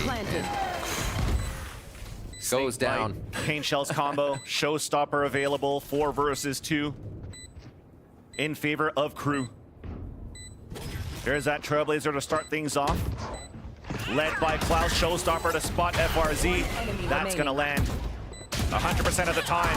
And Kesnit just retakes it alone. The shutdown. It's like Crew, it feels like, are coming in with such ferocity on these attacks. We know MIBR was playing nice and loose towards the end of the season, feeling it out. And they still need to bring that looseness, but with the pressure on, they need to be focusing on what the result of the strat is. Getting taken out a lot by util and not being able to identify pressure points that they can't get out of, like the nades or baiting out that nade and then planning kind of situations. Yeah. are Which what is what they need to did look for. the round before when they got that second round Exactly. from MIBR. Exactly. Crew has an answer to 90% of what MIBR is doing right now, and MIBR just needs to realize that and pull out that util first. Do a little bit more identifying as they did, like you said, on the round before with the push-up 2-1-2. And we'll see what they have. A little bit of a timeout here. And we'll get back in. Crew still with full domination on the game. It took, I think, 7 rounds for a plant to go down for MIBR to really get to the sites to where it worked out for them and get that extra money. So, Since pistol round, pretty much. Yeah, the control of the game has been fully in Crew, in favor of Crew. And that's the interesting factor as well, where you brought up that question mark. Trying to understand MIBR starting off on the attack. Maybe they have something cooked up here for Vine, and you're starting with a 7-0 scoreline. There's got to be a little bit of doubt here that now sits here in the back of the mind of MIBR, especially now after this timeout. Stuck on a half buy. 2 stingers out available now for MIBR and a Spectre. Maybe try to work for the orb control once again to get a tour de force out for FRZ. And pressure on shower seems to be the name of the game for that orb control. There's a double satchel from JZZ. A flash, but he gets blinded. That's Kesnet getting the kill, fully blinded himself as well. Snakebite on the other end, but FRZ could not move forward to capitalize on a kill. Great utility usage now used by Nags to allow Crew to fall back and get another kill with paint shells for Kesnet. Both teams leaving. A heal coming across now from Klaus to get Kesnet all healed up in spawn. And they're back to safety. Oh my gosh. Oh! Spike down A. Everyone's on. Like the 1v1s are being won right now. Yeah. Like we said, MIBR was going for a few more dry peeks to maybe throw Crew off guard, but Crew has some laser aim right now coming into these rounds. The last one for the switch is Crew take it right back into their favor for 2. I just thought it was going to be smoke kills and pulse plant utility that was going to be used by Crew every single time to be able to get these rounds. But instead, when they have an opportunity to strike with shots, man, are they clean. Spike down. For the double controller comp being on the side of MIBR, there's still a lot of angles open that we're seeing when the sites are being taken. It seems like there's either a little bit of disjointed play between the smoke up or down, or what angles the team believes are covered in those situations, because Crew is just tearing MIBR apart in these takes. Yeah. One of our final round buy for MIBR that will have weapons to it, except for that stinger for FRZ, and then we'll get our halftime. Yeah. Well, that's at least with his casualties, able to pull out the total false with that stinger. So taking control of showers once again, not allowing Crew to push out aggressively in the beginning of these rounds towards the A site. A little bit of utility exchange going left and right here, forcing out an early pit from Crew in U-Haul. I'm sorry, Hookah. This is the util grab. This is what we wanted to see MIBR do, right? Spikes down. Convince Crew that you're committing to that position. But where's the space been gained otherwise? It's just retaking the other side of the map. There isn't any encroachment up short. Showers control hasn't been gained yet. And it's going to be, Crew will be privy to that knowledge with the Cypher utility as soon as it happens. Yeah. And a great opportunity once again to get some trap kills through smokes as MIBR are falling behind Seekers towards the A site. Any traps coming across, broken off by satchels. MIBR moving in at FRZ. There it is. Getting the pick outside from Showers onto Kesnet. Camera was right behind him. Trying to surprise some opponents. No heroic play this time to deny the spike plant. It goes down now for MIBR. Advantage over with 2 players. Nice first shot now from Klaus. Oh! Warble strike then coming on the attack too. And things are looking good finally for MIBR in a pulse plant. Nags it on a 4 versus 1. And it's gonna be the 9-3 curse. A necessary 3rd round at this point with how Crew is feeling. The crowd is feeling it for Crew behind them, and the MIBR fans are trying to get something going too. Vansili, this was a quick first half. Oh yeah. A definitely tough moment right now for Crew and for MIBR as we're gonna toss it to the desk for them to break down the first half. Thank you so much, fellas. And with that, right now, Crew sitting at 9-3, MIBR with critical 3 rounds potentially. It could be the difference maker for them as we get ready for this next half. But Mimi, one thing is for certain, Crew, different team. Feels like we're looking at a team that has great ideas, great execution, and they're nailing everything that they want to accomplish on the map. Yeah, and in picking into bind, I think you can very directly see the things that this team was working on. And for me, what I'm seeing is their coordination in late rounds and their ideas in these retakes. You always see them layering this utility to stop these plants and working really well together in these late rounds to coordinate in ways we weren't seeing from Crew before. And what has to be mentioned is Klaus in this absolutely unbelievable form. He's hit this next echelon of initiator play that he just wasn't on, frankly, during that regular season. He was really struggling. And if you think back to the international runs that Crew went on, he was a key factor on the Killjoy. And if he's back in tandem with the fragging of Kesnet, it makes me believe that they could be a dark horse like they were at Champions. It does seem that way, at least in the first half of this one. But MIBR did claim 3 rounds, and that's something on this map. And kind of the big question is, how does this composition work when we pivot on over? With the chamber, I think the biggest benefits you have is controlling space on those extremities, as they did on that attacking side. You can put up that TP, control B long, swing that area, put an emphasis on getting that operator in FRZ's hands. It is an agent and it is a composition that once you get it rolling on the defense can be quite potent. But the question is, can they shut Crew down early, who looked so good in that pistol? Yeah, absolutely. I'm excited to see what Crew have ready here on the attack side. And I'm interested in seeing what Davies is actually going to bring here now on the Cypher. His setups were so effective on defense. Now the question is, what is his lurking going to be like here on the attack? Yeah, it's very evident. Crew came into this with a game plan, and it has been executed to perfection.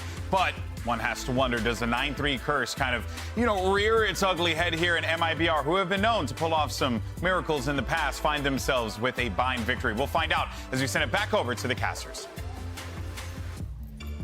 Thank you very much, GB. And indeed, there is definitely moments where MIBR could come back in this game against Crew.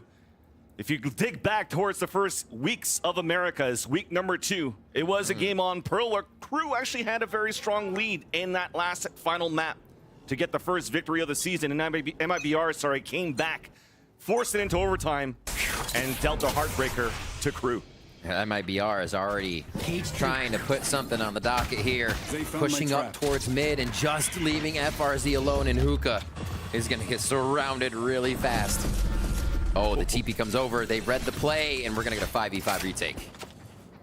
They are playing with a lot of teleports on both defensive halves now for Crew and MIBR. Davies is the one that's setting up things on the pulse plant camera, looking up towards the garden. But it's not a spike plant really for them, with the exception of utility, which they don't have now for Crew. So just in the back of the site, FRZ gets the opener now onto Kesnet. That camera sees the 3 players. The flash has not affected anybody. MIBR, those storms in! Okay. You still had all of that information, but the duels just came in for Made in Brazil. Not the boom you hoped for. Fully garrisoned up in the site, and MIBR is still able to make that work. Seeing what happened as well with the camera being up the full time, you're like, oh, okay, they know exactly where everything's coming from, but that doesn't always secure the fact that you're going to win the round. Oh, man. Davies, everybody kept peeking at Davies, but then just backing up a little bit, preventing that kill from coming in. Unawares, but getting the result that they wanted. Very nicely done. So MIBR pull up a very, very big first pistol round here. Let's see what they can do coming into these next ones. I'm sure they'll play it safe, thinking Crew is going to have something here for this eco. Oh. Looking for the 1v1 peaks real quick. Actually, Mauser comes up with a Sheriff. Klaus, the only one that's looking for a bit more util here to support the team, so only a classic there. And it's gonna work! Marie's there for the support. The Guardian Angel dropping the spike. So now he's gonna try to clear with the Trailblazer out towards long. Yeah, we're trying to break rotations if we can, but it's not really needed here, as MIBR are playing the numbers advantage and also the opportunity of just covering the spike down in Hookah. It's Crew with the lower weaponry looking to push this back. And it's going to be a contact play. JZZ will allow RGL to open the portal And they'll try to pinch it in. Yeah, trying to draw a fight here. It's good to see Crew playing these so safe, right? Trying to get as much damage as they can, really trying to wear away at MIBR. It shows you the severity, and they know that MIBR can turn it up here now on the defensive side. We get into our bonus round. We catch this replay, and Maurice with a quick smoked out double. Very nice. Seeing that early Guardian buy coming out from MIBR do a lot of work. Yeah. Majority at the time. Now, what do they have for next round? This is where Crew could take this game and run with it if they hit that aggression. They're going to play somewhat of the 3-1-1, but they're moving Davies over right now. So full touches every round here towards B long. A little bit of conditioning we're getting out of Crew. And it looks like their wall will just be up towards mid. So still just using that default Viper wall, allowing Nags to put a little pressure there. Hopefully get this rotation they want, but what a guard here by MIBR once again. Looks like the beast inside of MIBR is starting to wake up here, and we might expect the usual banger series between Crew and MIBR. Trailblazer stunning one, but still JZZ holds his angle. A push right back out, a double swing, nicely done by Crew, pushing out the TP away from FRZ in the back of the A site. Oh, is this going to be a teleport rotation once they execute? No, they're going through spawn. JZZ turns around and they start hightailing it over back towards A. Defense is there. Let's see if Crew can break this. Still 35 seconds though. An opportunity to tap on the spike, force out the utility, replant, or do a late rotate through the teleporter. Yeah, it 30 looks like seconds it. left. There's that first molly on the ground set up by the defense. There's that full plant coming through, attempted, and it will be successful now for Crew. Davies trying to clear out the site, works out for the first kill. Melzer with support from Showers. Still a disadvantage for Crew. Low HP on Davies, but still gets the kill. On to Maurice and FRZ. Somehow it's all up to JZZ. But in this bonus round, they have done the damage here in MIBR. And JZZ's hunting. Out from you, spotted by Klaus and dropped. Huge.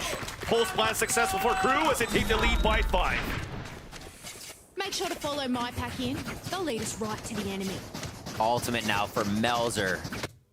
What a solid hold here. And great choices by Crew. They continue to work the map a little bit. Get a little information on what's going on. MIBR has been stacking B long, and I think through util identification and obviously more than one shooting, hearing more than one gun, that was not something that Crew wanted. They flexed back towards A, and even with the rotation from MIBR, Crew gets the win. Switching it back and forth towards B, the default 3-1-1 here. Not default, but what they like to run. Ooh, really? I mean, it's a nice little combo. It was a nice little try. That was a great thought off the Trailblazer. Quick plays. Forces out the regrowth from Maurice. So Chosen, yes, able to make it out alive. A trap play by Crew. Information with the Trailblazer to combine with the orbital strike. The pivot comes back towards the A side. FRZ is the one pushing forward, and you're always going to see that 1v1 on that side of the map. This time one on the defense, but Crew pushing forward. Volley. They know Showers is something they have to cover, though. Love the little trap play coming in from FRZ to get that information, but he may have a lurk that really solidifies the win for this team once the utility drops in from spawn. Crew now gonna have a hell of a time holding this versus 5. Yeah. Nags has the responsibility to try to find if FRZ is still lurking around, but they have to stay in the site for Crew. There's no pulse plant utility right here, so you have to flash and go for picks, and it works out. Klaus getting ready for a second flash. The peak comes out once again. The triple swing, all in favor so far of Crew. Line up. Now on a 2 versus 1. Paint shells line up, not even needed. Oh my gosh. What? It's just smothering MIBR on these site takes. And it's not even, we're gonna set up when we get there and we'll hit it. The moment they got to heaven, the moment they got to spawn connector, they instantly flood the site, and the util is just displacing Crew perfectly, or MIBR perfectly there.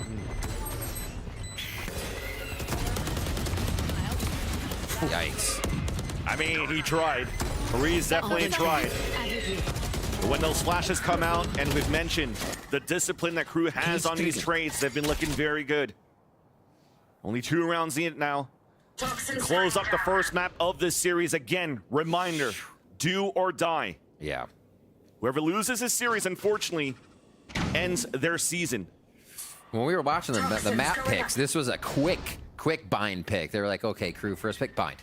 Like, instantly, an MIBR said attack. Did Crew take it to him on defense to start out here? And now they were ready as well for the aggressive side. 3 stack on A for MIBR here as Crew starts to feel out the map a little bit more. They're 1 away from Kesnet. I wonder if they try to farm this and then just make a quick impact play off of that. Already with 2 online, Klaus and Davies ultimate, if they want to use them. There's a Davies ultimate. And Cypher ult is so much more effective too if you're getting the first kill of the round. You guys say hello to all 4 members left alive. And even the overkill for the confirmation seekers, just to make sure that the B site, if there were players in there, you could flush them out and just follow behind. Oh dear. Rotation then comes across. Okay. Nice little Marshall kill.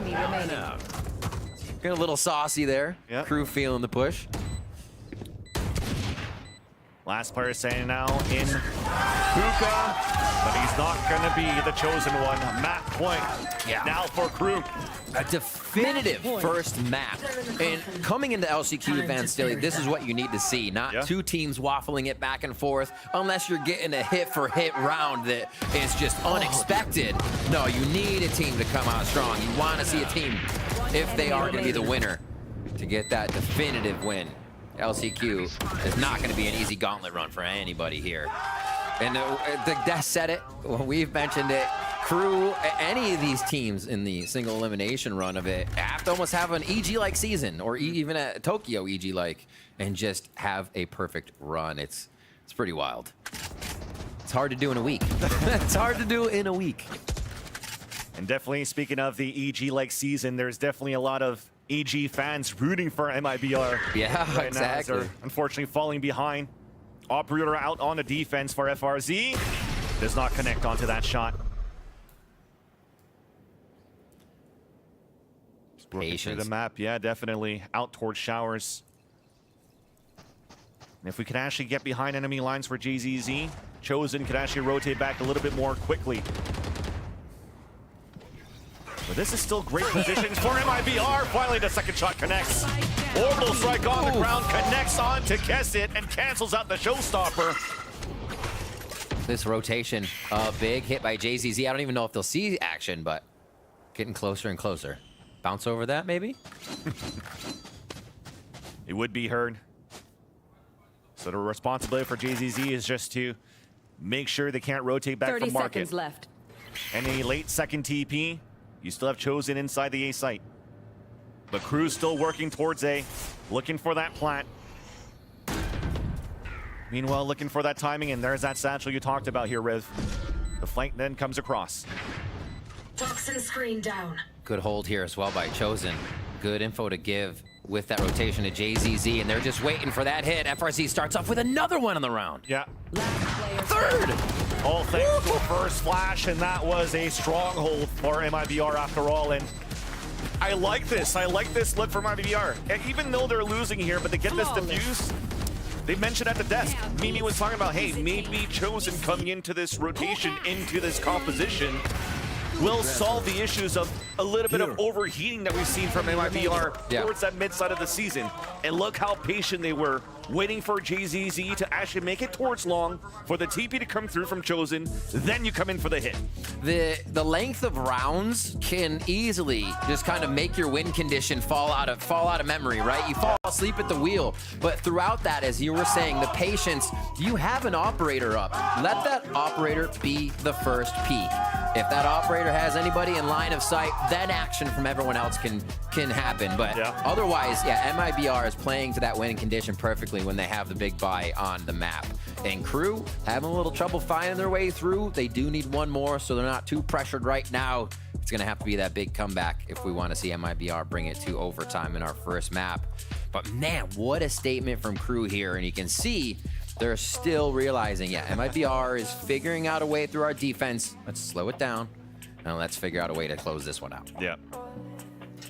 Definitely for Crew, they seemed a lot more relaxed going into this game.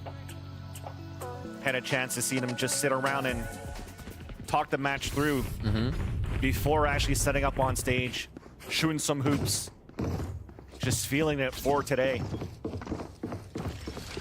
And they definitely look ready. A very strong start on the first half, a 7-0 lead, now in the lead by 6. Only needing this one final round to close up their map pick here on Bind. And we see FRZ now, this chamber pick coming into play. What it's supposed to do. Really wasn't able to get to the operator on attack if it's the position they wanted it in, but its definite strength is coming from for MIBR on defense as FRZ heats up.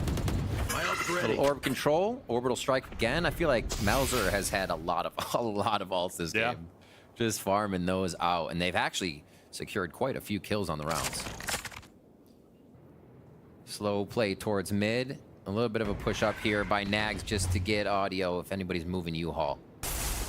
But 4 stack for MIBR. This is going to be a bloodbath on entry. MIBR kind of wants to play behind a showstopper if there was a hard hit. Overcommitting the rotate towards the A site. They've waited long enough. Yeah, that's the opportunity now. If the showstopper comes down and you go through the TP, that connects onto Klaus, and that's a spike down. Meanwhile, the orbital strike did isolate one player in showers, and that's RGL. About to get the backstab. It's not getting clear. That's Keston with the 2 kills. The spike is down, though, still once again. Disadvantage for Crew. A shot trying to ring through, but it's Chosen getting the wall bang. Transfer doesn't work out, though, for Davies. It was a nice try, but still around for MIBR. MIBR coming out of the woodwork there. I think everybody could tell Kesnet double took on seeing RGL come out of bat. He was like, wait a minute, that's not our brim. Yeah, that's how scattered MIBR was on defense, but scattered in a good way. Able to keep themselves hidden. That patience again to let everybody get into position and then make the play. That was huge to still have Showers control, and a definite miss by Crew. That's what MIBR is looking for. More misses for the MIBR squad against Crew here. Let's see. They're going to get up towards B. More of a default, actually, all the way across the map. And that Showers control orb will be washed by FRZ. Operator still in play with a tour de force to come if they need it. And that's the advantage of that chamber. I talked about him with the being the first point of contact and also an opportunity to escape. Molly. With the rendezvous being set up now on the top of the boxes. Kesnet sees it. They know exactly where at least the upper is at. Trying to close it against him, but once again, it's RGL helping out. That's a spike falling down. Spike now picked up. Missed the molly. And Crew's going to go through towards the B site. Ooh, very scattered here for Crew. Not going the way they want, except Davies rains one back in on Chosen. And JZZ was the one left behind towards that B site. Does get the contact on the push out from Crew and falls back and waits for this flood retake once again for MIBR. Both teams are really trying to stretch each other thin here. There's the op shot, trying to get it through the poison orb. Klaus with the stinger towards the back of the site. Maurice falls, Seeker's out on the attack. Gets a second one here. Gets the take one and first. And with the third Crew closes the first map, 13-7. Incredible showing from Crew. Always being able to show well against the Brazilian teams. Absolutely incredible first matchup, dominating the defense and then finding their footing after a few rounds on the attack side.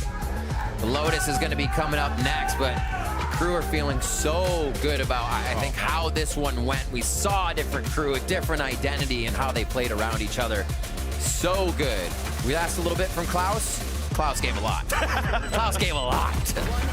Oh my word. The rest of Crew didn't need to ask for anything. This man was feeling it the whole game, so well done for that. But again, yes, it's a refined Crew that looks so good right now against MIBR. That said, that's the potential that Crew that we all thought that they would bring throughout the season of the Americas. A lot of these weeks where they were so close of closing these series, but always came down now to just them losing in the final rounds and not closing the series. And this time around, though, everything looks good from A to Z, on the hits, on the trades, on the retakes, and just in the aim duels. I think one of the big things is they continued to vary what they were doing. Maybe too readable before. Teams would always be able to say, oh yeah, it's close, but we know how to close it out against Crew. And that's not the answer anymore. We're gonna be stepping away. Up next, GB and the analyst desk will break down map number 1. Don't go anywhere.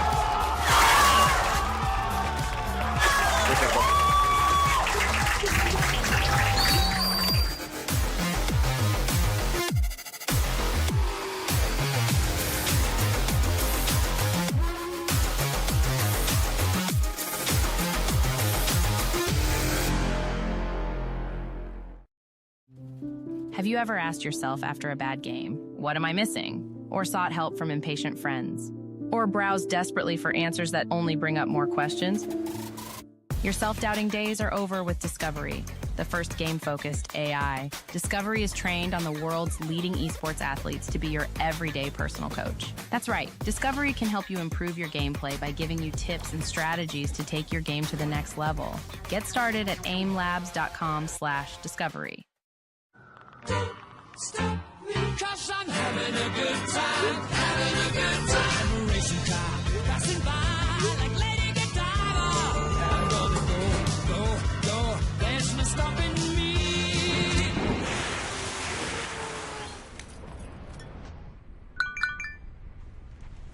Don't stop me now, I'm having such a good time. I'm having a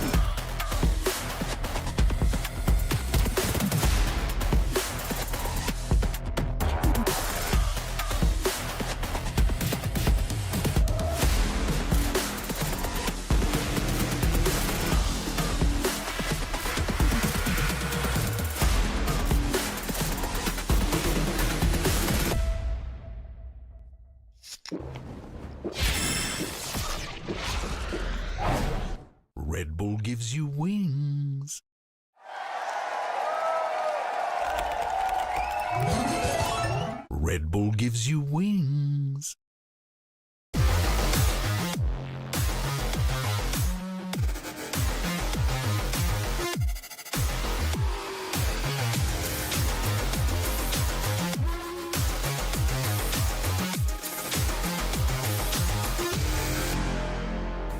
Hello and welcome back, everyone, to the VCT Last Chance Qualifier, where I'm standing here with Coach Adam after a very convincing map #1 on Bind as they take down MIBR. So, first of all, Coach Adam, congratulations on that first map. I know the series is not done with, but I did want to ask you about how the team has been practicing during this break.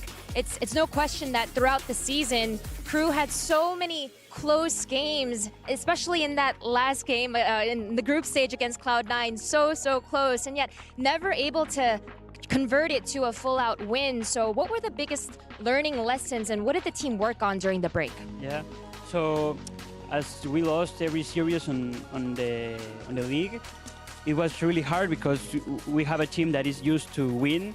Is one of the teams that has played in every international match. So the mental and the mindset was like broken because loss after loss after loss is really hard to come back. So we said we are going to take a break, 20 days of break, and I told him I want all of you to reset, like to leave that loss behind, and then we will go back to LA and we are going to train for 31 days. And that's what we did. We practiced a lot. Like the team was able to move on on all of that losses, and also moving to LA is hard for us. And the guys they were strong. They work as they were intended to do, and we practiced the best we could. And hopefully we can make an historic run on Last Chance. Well, it's fantastic to hear that you and the boys got a bit of a chance to get that reset. Hopefully, you can close this out as you head into map #2. For now, we are going to head back to Golden Boy on the desk. Thank you so much for that, Smix. Always good to hear from the coaches. And yeah, I mean, I think it goes without saying you have to shake that off. You cannot let the past linger too much. And it's very clear that is exactly what Crew did, especially with what we've seen on Bind from this team, Wyatt. What Klaus said before the game in the interview was so apt. It doesn't matter that they went 0-9 if they went 4-5. All that matters is winning LCQ. And it looks like they're on a mission to do exactly that. And the improvement from Crew, even in this first map, was really impressive. The fundamentals were always the biggest critique of this team. Kesnet being too far ahead, a little bit of miscoordination in these late rounds. I didn't really see that in this map to the same extent we saw previously. It really did look like a coordinated squad, playing their retakes together, having lineups, ideas of how they wanted to play their post plants in particular. And it's got to be such a big moment for them, as you can see from the pop-offs on stage, because this is their first step towards breaking that barrier of never winning a match. You can see the emotion is back. If you remember Crew with those international lands, like remember when they beat Sentinels at Champions, the reaction from the players? They were going, yeah, that was one of the all-time Valorant pops. And they're back with that mentality. They have that killer instinct again individually that you remember seeing from those guys in that era, and it was gone all season except for Kesnet, who, like you were saying, sometimes went overboard. So to see them like this again is just awesome. Yeah, it absolutely is. And for Kesnet, he came out swinging in this matchup, playing on this race. I think he was a big part of a lot of the team's ideas for their retakes. They were almost always built around sending in a molly, sending in a sky flash, and a nade all at the same time, and then just letting these players loose. And Kesnet was so good as an individual. And on the other side, for JZZ, the guy slipping back into that duelist role for the first time in a long while on MIBR. He also made a lot of improvements, but the thing is, I didn't see that same coordination with his utility being used with the team in the same way we saw it from Kesnet and Crew. I couldn't agree more. JZZ had his individual moments where he was able to get 2Ks just based on his own skill, his own prowess, but then he didn't have that setup that Kesnet had. He didn't have those moments where Kesnet could just throw a nade and there was already a Viper molly giving one of the enemy players a vulnerable to just get a free kill. Like, that is some of the stat padding that Kesnet had. He did great individually, but that coordination was there. It made him look even better. Yeah, Crew looking absolutely fantastic, but now we need to figure out what's going on with the MIBR camp. Luckily, we have Smix standing by with Coach Bazooka to do just that. What you got for us, Sue? Thank you very much, Golden Boy, standing here with Bazooka ahead of map number 2 against Crew. Real quick, I know you had a little bit of time with the boys to recollect after map number 1. How did that conversation go in preparation for hopefully a different outcome this time around? Yeah, I think we hesitated a lot in the first match. So in the second match, just go on and just do our game. And we are ready for that. Sounds very good. Thank you very much, Bazooka. Golden Boy, back to you to get this map number 2 underway. Thank you.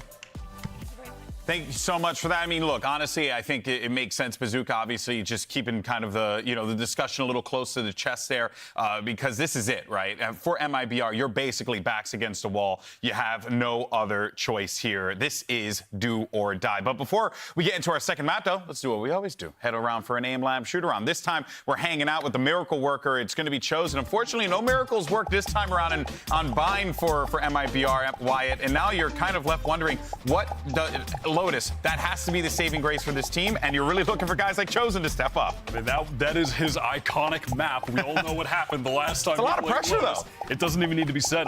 There is a lot of pressure on his shoulders. He didn't have a great performance on Bind. He was 0-4 in first kills to first deaths, and Crew were converting those 5v4s and even half the 4v5s in that game. Yeah. So Chosen needs to get himself out of those situations where he's taking those first contacts, or he needs to find a way to actually win those duels. And it was FRZ who was actually stepping up on that chamber, getting the first kills. He finished with 6 of them. Only 2 times did he die first. Chamber may be back. I'm curious to see if they just have him play that on Lotus, because when Lotus came out, that was one of the maps where even when Chamber was super nerfed, people were speculating that maybe this is the home for him. Yeah, I don't expect a change necessarily, because I actually really like the composition that MIBR was running at the end of the season. They picked up the Cloud9 comp that a lot of other teams started to run, with that double controller Neon Sky that's built around finding timings on the rotation on your defense with the Neon, and on the attack side, having really flexible pieces of utility and fast rotations to be able to make your calls around. I do hope they stick to that, but this does kind of come back to the question of mental, because for MIBR in that last match of the season versus 100 Thieves, they had no expectations. They had lost 10 maps in a row going into that one. They made a big upset happen. Here it's very different. Here it is do or die. You lose this map, you go home, and that month of prep coming back to LA kind of ends in nothing, but already changes coming out here for both sides, actually. We do have Chosen back on that KJ, though. That is where he looked most comfortable, in my opinion, previously when he played those few maps. So I think he can step it up here. And they do actually have JZZ on the Raze, and again, Kesnet on the Raze. So the Raze head-to-head battle is going to continue with both of these star-impactful duelists. I don't like the Raze pick quite as much as the Neon most of the time, but I think it's much more comfortable for JZZ. The Neon allows you to have those stuns, the fast rotations, the fast lane as well, to really vary the pace of your game. With the Raze, when you're only running the Sky to support, it's a lot harder to get those same rotations, to play in the same way. So it really does switch up the style. But a lot of teams have been playing this comp, and it is what Crew will show for really their first go in a while here on Lotus to try and close that. Well, if you're MIBR, you're praying, you're hoping, you're going to do everything in your power to force this into a third map, because this is it. And honestly, this broadcast would be crazy short if it ends right here. So let's go ahead and send it back over to Vansili and Rivington for the call. Thank you, GB. Indeed, I'm not ready to go home just yet, so yes, I'm hoping we just to got see back him. here. Exactly, man. Like, we've been waiting for like a month. We got back here on the stage. Now we want to see MIBR push this to a third map if we can, but it's not going to be an easy map against Crew. Yes, despite Crew being 0-3 on this very map during the Americas, they're all heartbreaker losses once again. OT against Cloud9, OT against Sentinels, 13-11 win for MIBR in week number 2 on this map. So they have to fight hard for this, and it's not going to be an easy team to knock over. It won't, and they've got comp changes coming in for both squads. No more Harbor in here. We actually haven't seen that forever. Yeah, that's true. Washed out, if you will. And yeah, not Neon. I also am a favor of the Neon pick, but we're not going to get it. We are going to get the Raze duel, so just as good here. Let's see what they have for each other to start off. I think Orb Control may spell the name of the game in the early part here, as we have a lot of slow play to gauge who's going to be pushing. MIBR not really trying to feign any mid push, but are trying to get a bit of that C control. There's a death pile of utility for Chosen over at A. We probably see that almost every round here. You already see it. Davies still watching their backs when MIBR are trying to do some sort of trap play through the smoke, but Crew looking to initiate towards A. Rotation already coming back from MIBR, and there's that turret spawning the first contact. But breaking through the door, it's time to pivot towards that B site, where currently FRZ's winning at the top. Big paranoia to push him back. Kesnet gaining that space. Wow. 1v1 against FRZ, a double swing about to come out, and it's MIBR with a 2 first bloods in this round. Incredibly aggressive scaling into the site without knowing what is deeper in that defensive area. MIBR, open arms, grab a few kills there. And now they're looking for the final 3. Right Pick Classic is the name of the game inside of this smoke. MIBR looking to push through. Couple of kills coming across. Melzer wins both 2v2 of those 2 kills, and Davies on the flank. There's only FRZ. 13 HP, turret comes out, jump spot. And we are playing the protocols for Crew on the pulse plan, flushing out FRZ, letting the turret be the contact.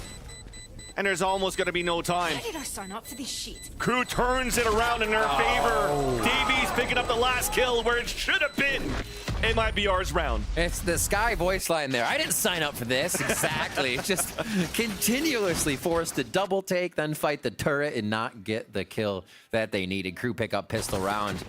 Very reminiscent of the start of Bind. A lot of good frags here, and then patience at the end, which is what we've been asking for both of these teams in these tight situations. That push forward again, a little aggressive, but they still are able to stave off a loss, come out with a win there. Yeah. All right, Crew, aggressive strategy towards B to start things off, get up close and personal on MIBR to start off our Lotus match. And they do focus, as we saw, pushing towards A. Kesnet on the ultimate last round. A lot of times you'll get the Seekers focused or the lockdown focused, but we do see that raise being a priority for Crew here. All the way into B, Waltz's Crew. Snuck in behind the Toxic screen. Toxin trying to go for the peek off the turret contact, but 2 players actually slipped through. So that's the first player falling down. A site's open. Another one trying to catch one off guard. That's Maurice trying to swing back towards the spawn, but cannot get the pick. Plant will come down, and it's time to play the pulse plant for Crew. Yep. And this time around, you've mentioned it, Riv, there's no harbor that we see, but there's still a double controller for both of these teams. And pulling out this raise, I still will be in a little bit of a disagreement with you. I do like the raises on this map.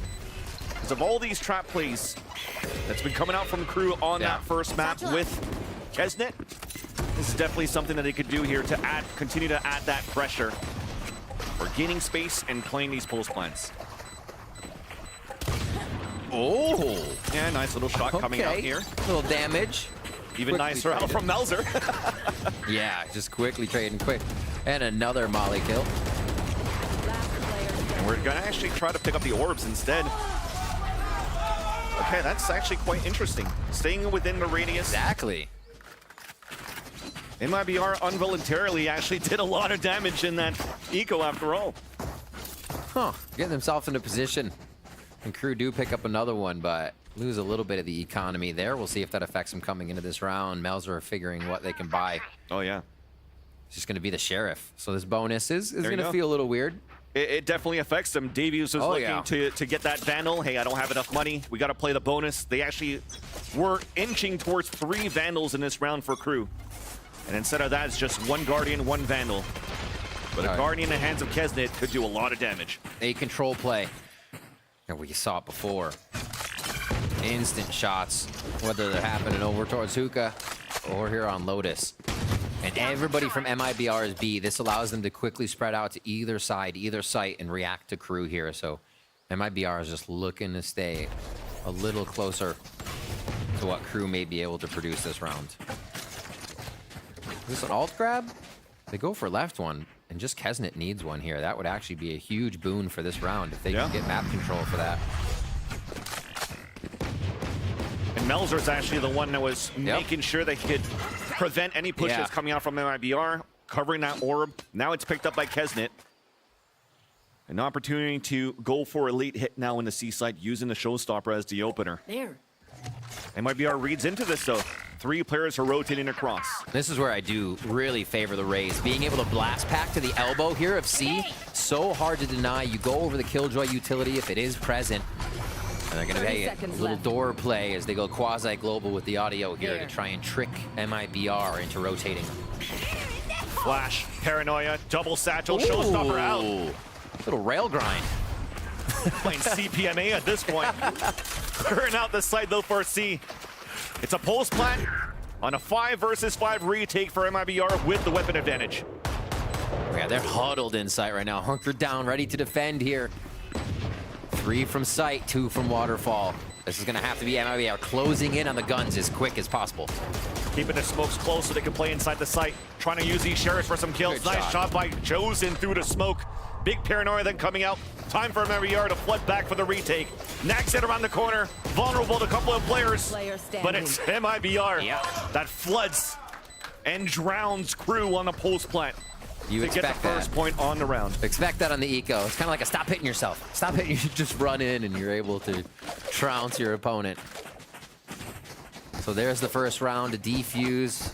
It has been Crew getting in, being able to find success on the sites, get that spike down and pressure MIBR to the fullest. MIBR answer. See what they can keep doing. So Crew do suffer a little bit on that bonus from losing quite a few members, and MIBR come out with the W. Where do they go from here? This A control has been big to start the last few rounds for MIBR. Quick nade, quick rubble pressure, and then they force the hand of Crew to do something else. Oh, a double shrouded step, a flash to allow for RGL to try to push forward, but he got hit by that. So Melzer takes the advantage. Capitalizes on the kill, Crew pushing forward. Continue to hold W as they catch players of MIBR off guard, not expecting Melzer to be so close towards Rubble. Just a firing range. They're taunting each other to come out and compete there at Rubble. You got to get a few of these rounds in to test each other. And you see a quick rotation back by Chosen just to kind of set up the map in a safer position. Sometimes you got to make those plays. 2-player disadvantage. Marie's trying to push forward. TP now canceled. So that's actually going to leave MIBR anchored towards A. Good peeks for Maurice here, getting a lot of information to allow MIBR the correct positioning to defend, but at 1-1-1 across the map, it's going to be difficult. Yeah. As Crew look to just go right into B, but into that Killjoy utility. You're hoping now Chosen in his spot could do that econ damage, drop some players at least to get some chances for MIBR. The delay on the pulse plan as Crew is looking to push towards B. There's that first delay with the first nano swarm for Chosen. A spray then across with the Vandal. But Crew still makes it in. Plant now comes down with 13 seconds left. Got some damaged players though. Yeah, Trailblazer. There's a lot of damage though on Klaus there. That utility they need to get back in. So if Klaus can stay alive, this makes it infinitely harder for MIBR. Otherwise, just a few nice shots, even at the legs, could whittle down Crew's numbers. MIBR avoided the Trailblazer, and they know with this alarm bar placed towards that baby door, they're not getting pressured yet. Oh yeah, they're picking up weapons to save here. Looks like it. I was gonna say they're pressuring themselves in this moment as everything heats up. But it looks like this one's gonna fizzle out here. Well, Spike won't, but the round in favor now of MIBR. They pick up a second one, or sorry, of Crew. They pick up a third, I should say. And MIBR saved 3 here. I feel like both teams know rounds are gonna go either way, right? MIBR is feeling much more comfortable in these situations that they'll need full gun rounds to pressure Crew. They can't be giving up a few guns here and there. This is gonna take everything. Yeah. FRZ, really what he could work with is maybe a Sheriff is gonna get a Bulldog drop. While the rest, saving those 3 rifles are gonna be very important, as you mentioned here, Riv. They felt that pressure from Crew earlier on towards that A site. They go for their triple push. Adding that pressure, pushing forward once again towards Rubble, and finally gets locked down. So you can get these early rotates now from MIBR towards B and C. Well, Maurice has these 2 snake bites. Lays the first one down. Davies 1 away from lockdown. They continue to farm orbs on both sides of the map. They really can't stop each other at this point. Walk in for contact like that. Kesnick gets the opener. Pain Shells to push a second defender back, and that's going to be JZZ. Holding it behind. Door being open. Long-range battle in favor of Davies.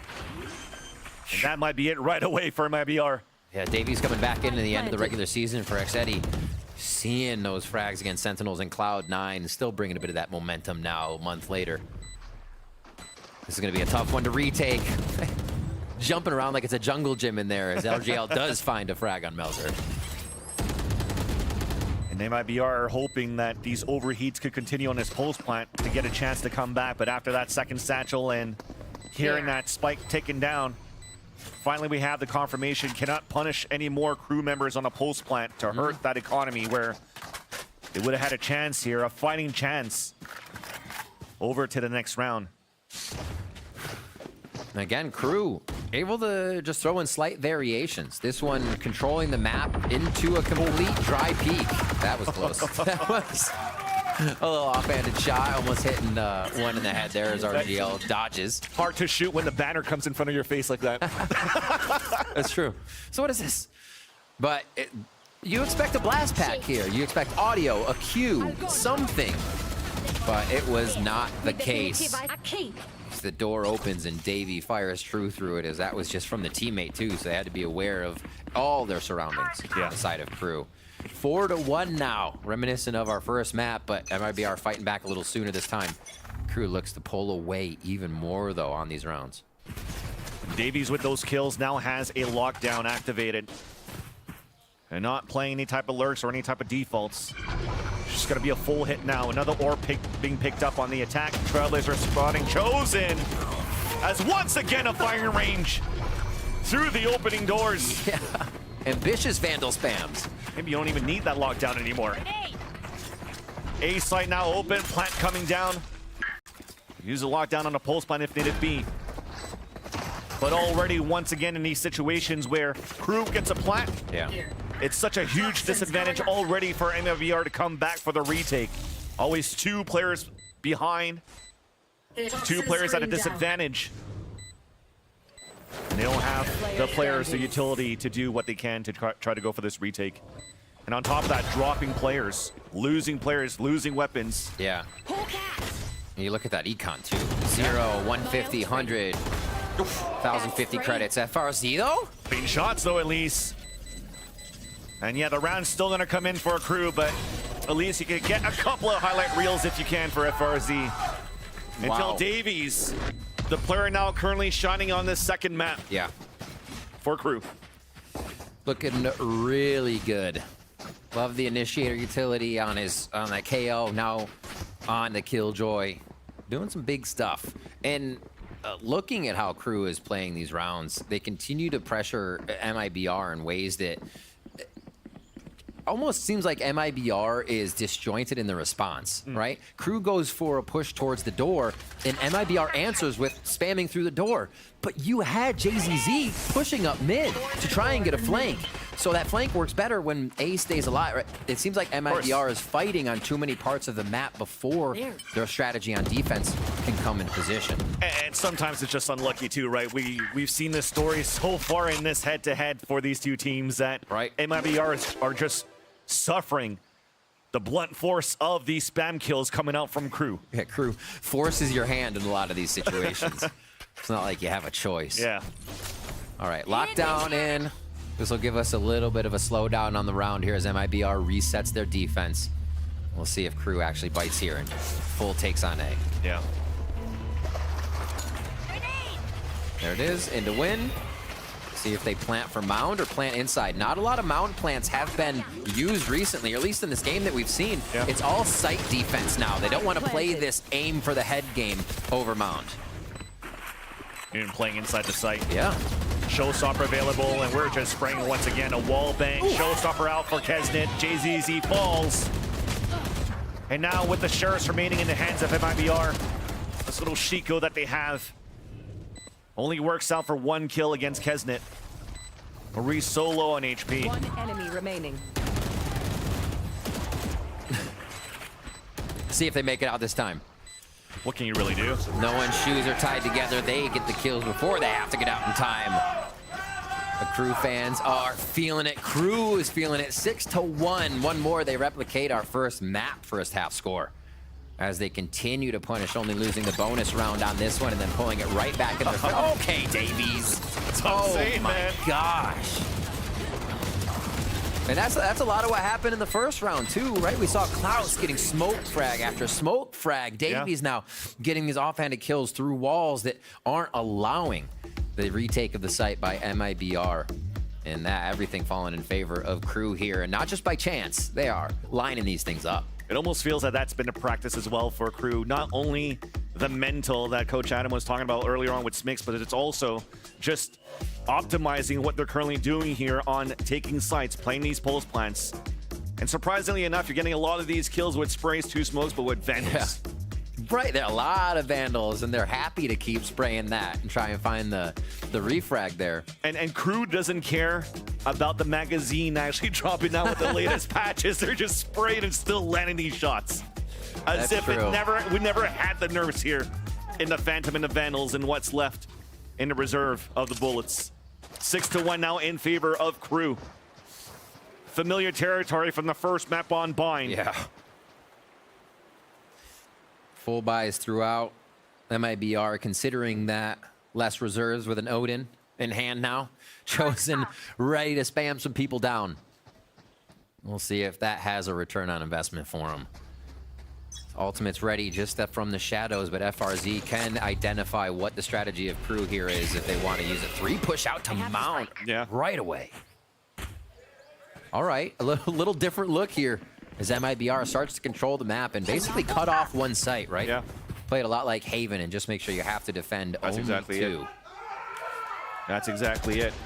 Adding the pressure on C, adding the pressure on A, this time gambling for the C push to flood Crew into the Killjoy utility. Set up now by Chosen on A. There's that alarm bot, gets shot off right away. But still a great position, Crew moving forward where they are right now. Control of the orb. Late rotates that are available if they want to break the door and move back towards B, and that's where MIBR is actually moving here. Right. Going left and right with the push and pull and trying to catch some players off guard if this door gets broken and Crew commits to B. Looks like they're ready to C4 the door. Just blast right through. Here we go. Rest of the team. Through. Paranoia then comes out. Pain Shell just to clear one corner. Seekers then coming out, giving out actually the defender's position away. And they're chasing that on Davies, and he just can't. 2 players falling down once again. The story continues, hitting a site, losing left. 2 or 3 players for MIBR. And there's really no answer and nothing you could do here on pulse plants but save. Wow. Chosen fires the Odin, and Crew says, nah, we don't really want that. Go right through the baby door into B and find everything they want in FRZ, Maurice, and JZZ. Insta-kills coming in there. The pressure onto C wasn't even seen by Crew this round, right? They avoided it almost immediately after hearing the utility. Crew playing the mid-round of these maps so well. The decisions they're making, everybody's behind them, and you can see how well they're being executed. Player standing. Can't even save the Odin either. RGL. All right. Silver lining, they get something. Yeah, they get Davies. Be like, okay, Davies down. Let's keep doing that. Replicate. The 7-1 comes back to haunt MIBR. Unlucky, really. Oh, good Lord, 2. It's like, even in that situation, that you can't really call a mistake, but you throw out Seekers and you're just peeking around the Seekers. Your opponent's not affected by them yet. The Seekers haven't found anything for you. It's almost like a dry peak overall. So I think MIBR is getting a little too antsy in how secure their strategies feel, right? Without reconsidering, Crew has been on the winning end of a lot of these trades. Yeah. But finally an opportunity here for MIBR to turn things around in round number 9.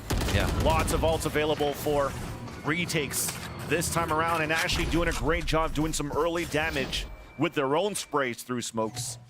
Forcing out the regrowth very early out from Klaus. Shadows traveling. And even forcing Crew to rethink how they want to attack this map, pulling back down towards spawn. Davies with the lurk, 1 versus 1, potentially against RGL, unless the cavalry comes. Yeah.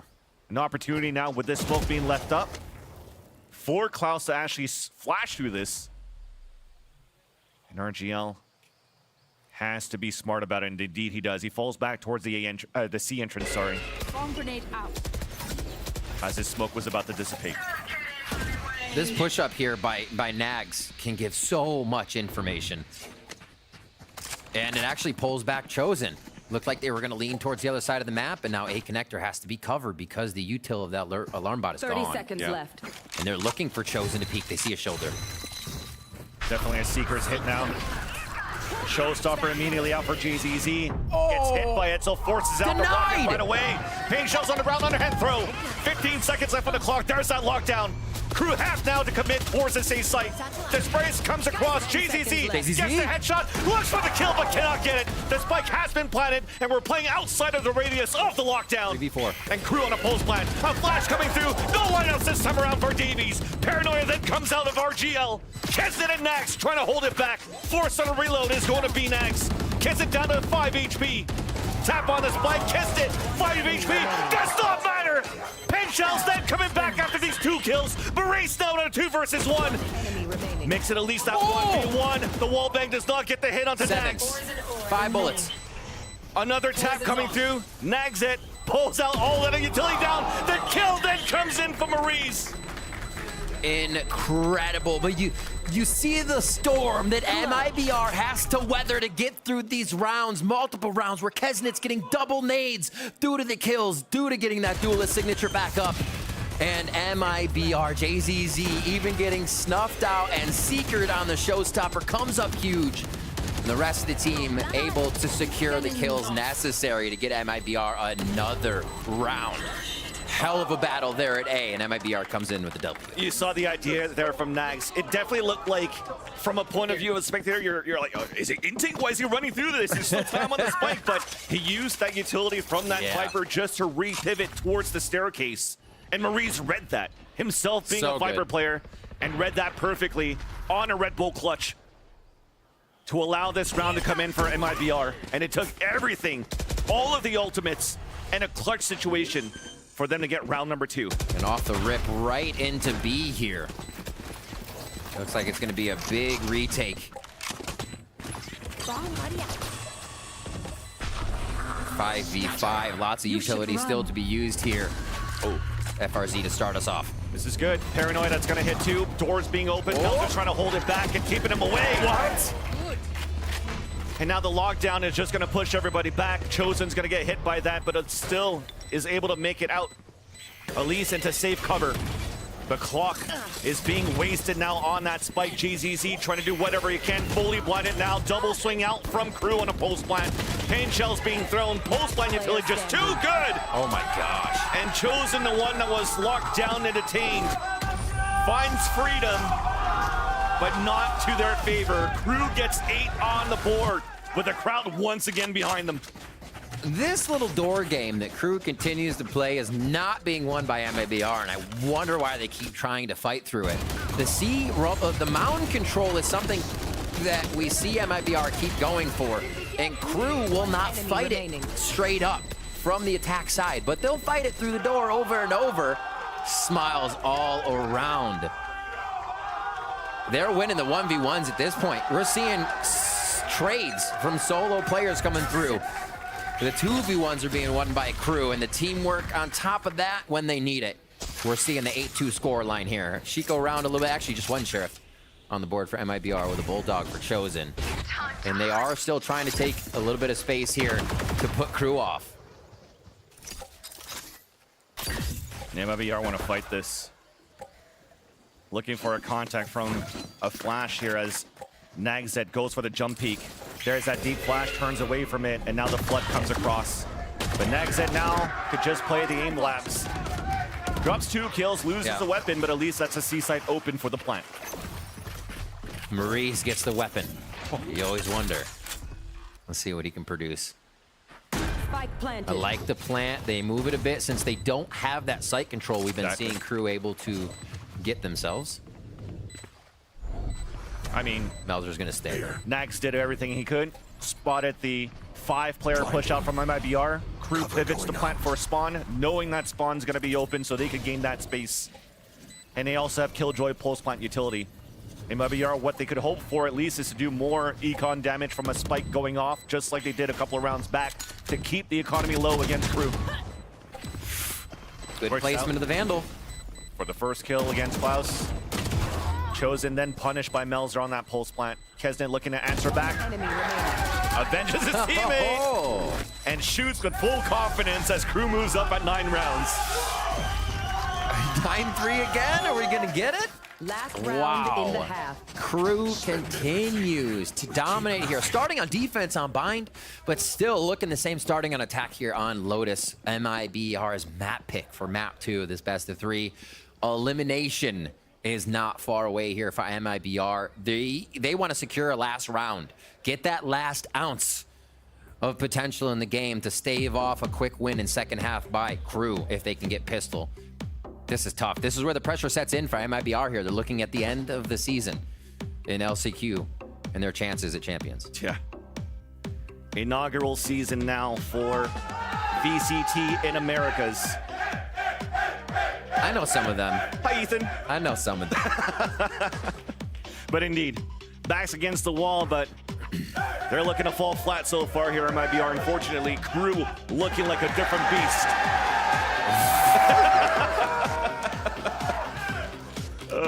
They have been loud for Crew coming into this series for sure in the top. We hear the MIBR fans out there as well, but it's much more timid now as we're not seeing MIBR find answers, get those wins. And even when they do have the sight, you're still wondering, how does Crew take this back? It's not how does MIBR defend this. That's the story we're being told right now. That's what Crew is writing. Yeah. And that's exactly the story one of these teams, like I said, needed to write coming into LCQ. You can't be timid.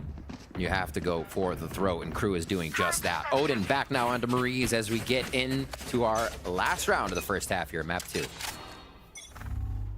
And Crew looking to re-add that pressure back towards the consistent seaside pressure that MIBR has been doing again and again. So if an early flash pushes MIBR back as they double up 2 players out towards the front B site. Spike is moving there. Hordes in that direction. Crew looking for an opportunity here to go for that mid to B split. First, adding that pressure on that A site. There's that flash to peek right back out. The trades are good for both of the teams. Now finally in favor of MIBR.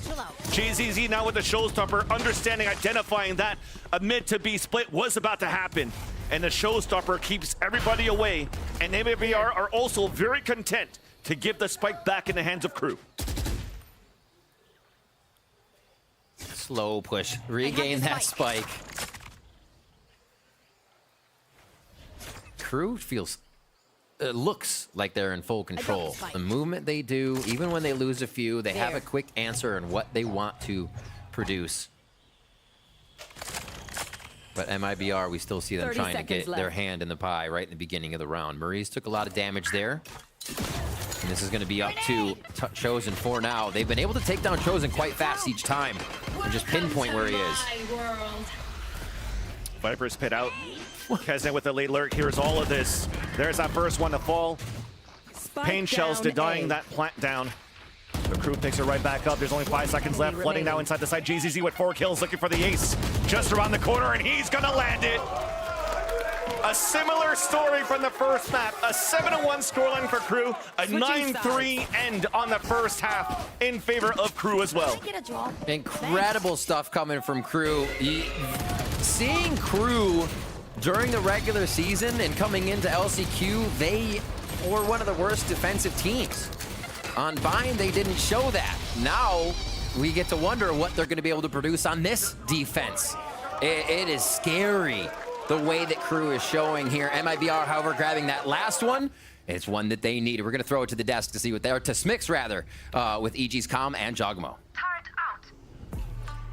Thank you very much, Rivington. As you mentioned, standing here with both Calm and Jogmo. So first things first, Calm, your haircut's looking great. I know you just got back from Japan recently. So how was that experience for you being in Japan and your team performing as it did? I mean, being in Japan, all those fans are insane. Obviously, we're coming into Champions, and it's going to be in LA with this great crowd. And I'm hoping it's the same way in LA, and everyone comes out and supports us.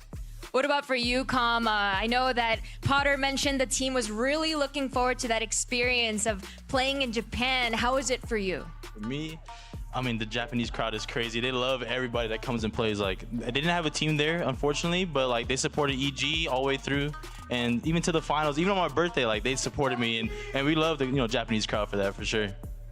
Now, how has the time for you and the boys been preparing for Champions? I know we still have a couple of weeks. Were you able to take some time off for a proper break? Are you back into practicing in scrims? How's that been going for you? We took like a little break, maybe just a week, and we're straight back into scrims. Obviously trying to get past Fnatic, big hurdle, but I'm really excited to see what we can show in Champions. All right, last question, Com. I see you holding something here. Oh, Giacomo, it's an MIBR flag, and Com, I know you're wearing one as well. I think these boys need your support. What can we hear from you so that the boys get revitalized in the second map? That's you, bro. Man, come on, let's go, Toxic. Come on. Come on, we got this. It's gonna be JZZ. Come on, we all got this. Come on. You guys got this in the bag. Like. Sounds good. Thank you very much, both Com and Ja, Rivington and Vanzelli. Back to you, boys. If I ever need a hype man, I found it. Are you sure? Are you sure? Will we get Giacomo here as our hype man? Oh my gosh. Oh my gosh. MIBR fans right there for sure. And Giacomo and Com. And they are looking for MIBR here to step up in the second half, coming out with a strong attack to now Crew's definitive defense. And Crew also is a team that never really had such a strong defensive showing throughout the season, and now has been dominant on the first map off Bind on defense and looking to do the same here and close out the series. In a confident fashion, early Paranoia coming out with a 3-player push out from Crew towards A. Meanwhile, though, for MIBR, going straight with the satchels down to 16 HP. That was just going through the toxic screen. As MIBR is looking for that plant in B. Are they taunting? They're waiting. They want some frags before they do this. They want to feel more comfortable. Oh. Yeah, these are looking really good here on these lurk, on these pushes. The pivot back towards the C site into Davies' utility. There goes the cavalry pushing forward on the attack. He denies at least one of those 3 players of MIBR. Planning now for spawn. Pain shells on the ground denying that plant. And it might be another book it into a different spot. Klaus. A big 2v1. One shot on Maurice. Gets it. Yeah. RGL is going to take a bit more, but this is definitely a possibility, especially the way Klaus has been playing. Oof. Sees them both. And you mentioned it. RGL now being the shield! Symbolize that for the Red Bull clutch! What an insane shot!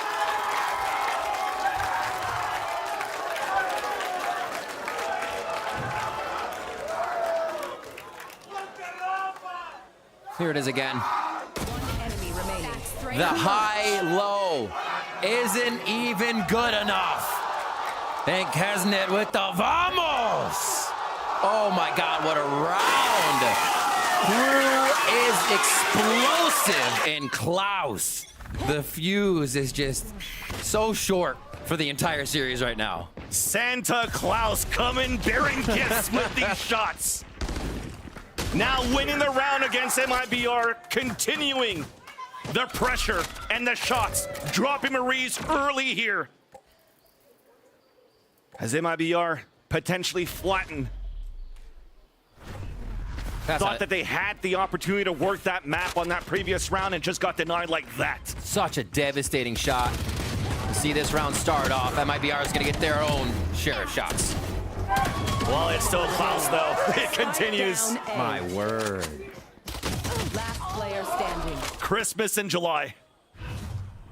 You can say that again. LCQ Klaus is of a different breed here. And there is Nagzat to finalize the last one. Just 2 away from moving on here in LCQ and MIBR. out of that tournament, out of the tournament. It's incredible pressure coming into this series today here, and Crew has not let that pressure affect them. Whew. Now time to play the bonus. MIBR, silver lining once again, full rifles out. JZZ actually has 3 all points or orbs needed now to get the showstopper. So an opportunity to work the map slowly and try to cap on these orb pickups. Chosen's watching for that push, but meanwhile the rest of MIBR are definitely looking for control on mountain, potentially an orb pickup, and there it is.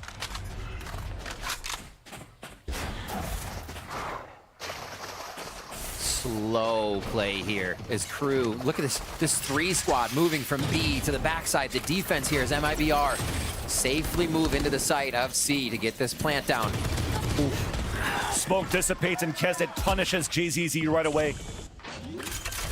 They have a post plant for this as well. Chosen has a few mollies that could get set up for this, but they got Seekers too. Yeah, they play in sight to keep it protected. Seekers close range stinger. Klaus is running right behind it, flashed out from the dark cover. And he's looking. Nice paranoia coming out too, just to slow down that push. But Crew have finally made it in. RGL Meister playing on an off angle. Capitalizes on 1 kill, but cannot do more than that. Davies trades it right off. 2 more alive, make that only Chosen in this spot before he's good for it. But only for that one. Melzer with the Sheriff will put Crew at map and series point. You can almost see the trades that MIBR is trying, but for fear of losing themselves while they anchor a trade, they're not happening as fast as Crew. Look at Crew, all surrounding each other there. Well, they have more members, but in just the trades, the positioning they are, and MIBR is still working around, figuring what angle they're going to be pushed from, not having the answer. Crew is creating such chaos, and they're thriving in it here on the retakes. 1 round away from locking in another LCQ match.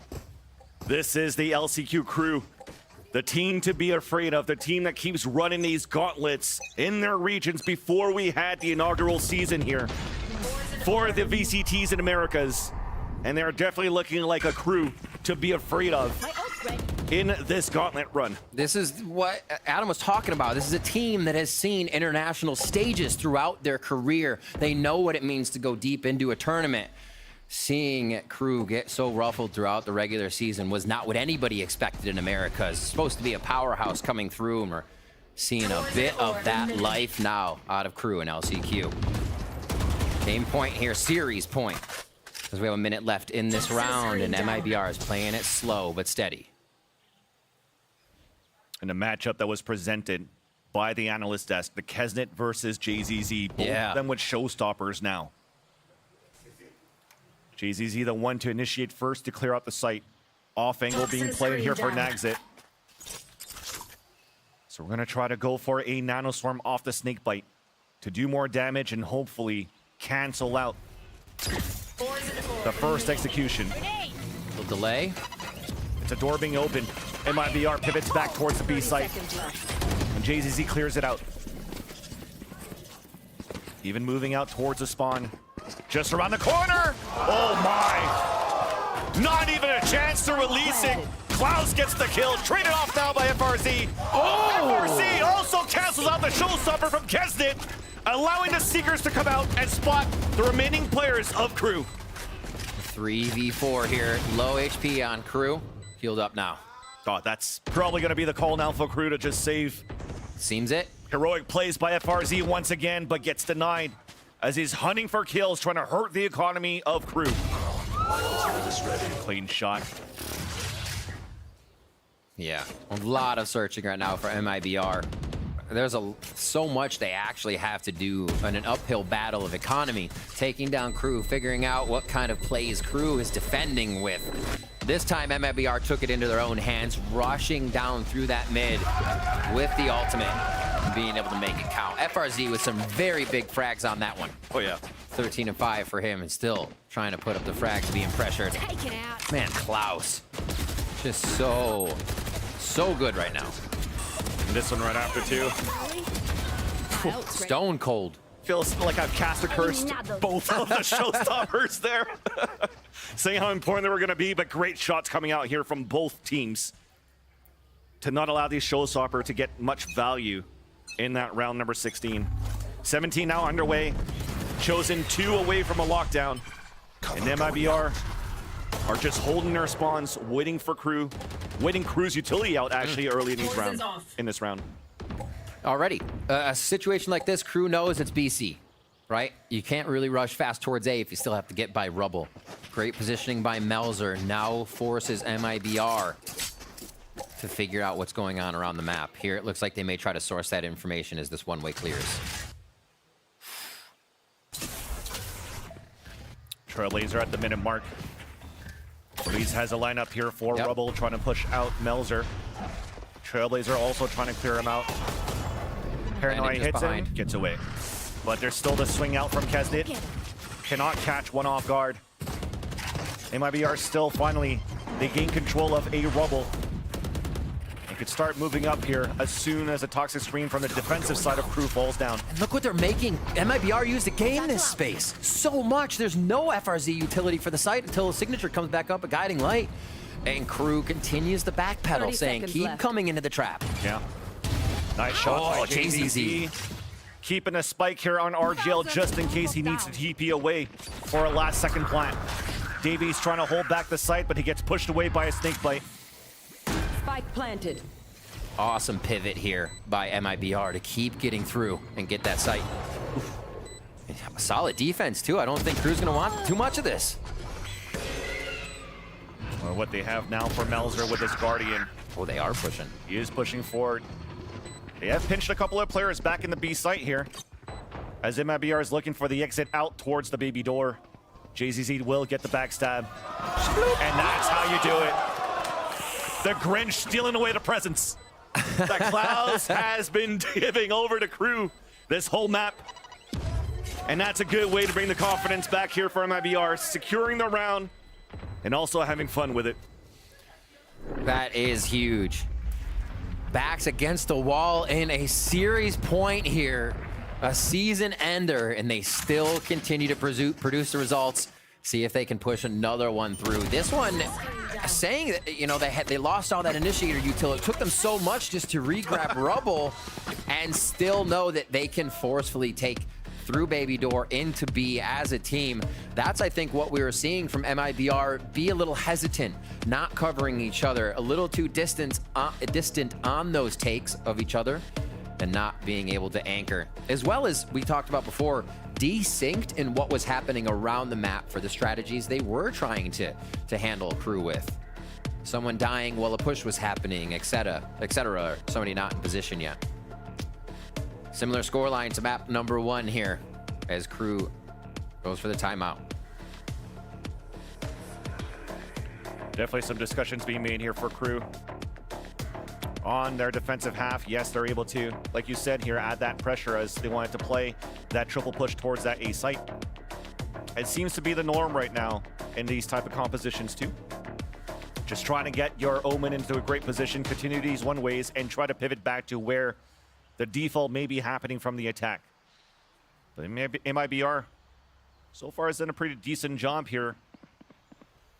Rotating back and forth, and then re-hitting back into a weaker A-hold after the Rubble take. It seems like it might be the same thing once again now for Crew.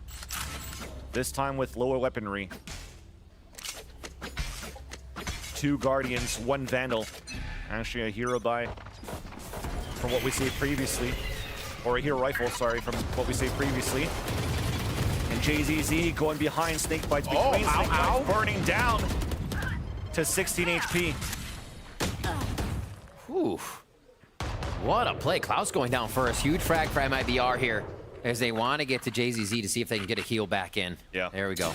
We sweat it for a bit. But thankfully, the regrowth then comes out for FRZ, popping everybody back up and also getting a player advantage for MIBR. Do they get the ult here? Actually, for Davies at B. I think that brings in a lockdown being watched currently. It's on the mind of MIBR too. They do not want to give up any of these ultimates for free. A little bit of stretch towards B. MIBR is everywhere here. Confidence in their solo play. Proving me wrong that they are timid to get these angles and take these points of aggression. Still a good read by Crew, though. Yeah. Gamble stacking now, go rotate towards the C side. They read it perfectly because that's exactly where MIBR is currently setting foot. Setting up camp, setting up shot, putting the spike down. Shot missed, though, by Kesnet. Okay. Doing a little bit of damage here. That's 2. Yep. MIBR gets it. Chosen, RGL, FRZ stay alive. Still great money in the economy here for MIBR as they are getting the crowd riled up once again. Kesnet close to ultimate. A lot of ults going to be up on this round, and it could swing it back in favor of Crew, but MIBR seems to have a very nice hold on the game right now. A lot of their movement before seemed like retaking the map was too much trouble. Yeah. They would always lose one, get whittled down before they actually had positioning to take a site. And here, they're making it forward much healthier, much more aware of what Crew is doing. If you want to look at the chess match between these ultimates, they're definitely giving the advantage for Crew. Having a lockdown and a Seeker to push Maurice away if a pit does go down. So MIBR have to be wary of that detail. As orb control comes in for MIBR, JZZ has a showstopper now online. You can say, I think Crew are expecting a showstopper into sight here. There's that showstopper in with a push that came out from Crew on a defense. Nano Swarm does some chipping damage. Welcome to my world. Great pressure. Pit. In a great area as well. Because if a lockdown goes in at a default spot in the waterfall, it's going to be easy for Maurice to push forward to deny that lockdown from coming down. So first, it's going to be the Seekers for Crew. Pain Shells to shove some players back. And we know that they're deep inside the pit, deep inside C for MIBR. The post plant as RGL does get the flick out onto Nagset. Maurice inside of his own pit, waiting out the outlines. The lockdown then comes in. A first one into Melzer, and the post plant works so far for MIBR. One player advantage for MIBR. Make that 2. As Klaus heroic plays before. 2 versus 1. TP away. And now he's going to save his weapon. Oh my gosh. Wait, he's going to get caught here by RGL. That's 7 rounds now. And that's a perfect play from MIBR, recognizing those 2 ults that we just mentioned that Crew had for this retake. All it takes is 1 round from Crew here, but MIBR is not allowing that. Forceful into the sites, gaining control, being able to garrison the site, and their post plants much like the regular season. Basically second in post plants and being able to control teams after they get that spike down. We didn't see them getting the spike down on Bind, which is why we did not see that stat come to fruition for them again. Here, they're getting to the site, they're getting to that strong point of their composition in the post plant, and it is putting a lot of pain towards Crew here on the defending side. Towards C once again. Pain also in the pockets for Crew. Tried to go for a gamble play to do a trap play towards Rubble in case we had a TP across or a double satchel from RGL and JZZ. MIBR opt to work the C site. There. A little bit of overcommitment here. Thankfully, the satchels allows JZZ to fall back here and get all that information of Crew rotating back towards the spawn. Great paranoia. Yeah, that's going to blind a lot of people here. Waste that clock down on that spike. Off angle being played, waiting for the flash to come out.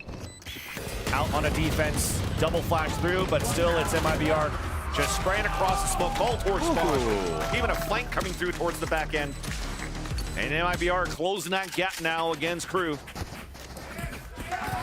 5 in a row. And only 4 more to bring this to overtime. MIBR's pick. It's playing out a little bit better here. So many Vandalers for the amount of smoke kills we're seeing coming through. You love to still see the preference stay true there. FRZ with Seekers. Big find on this. Kesnet 1 away from ultimate on that defensive side. And A is the play. Everybody tries to gain this Rubble control. And it's this round that you have the double satchel and TP across. JZZ opens it up against Melzer. They lose control now, Crew of the A site, at least towards the orb. Stevies is looking for the jiggle.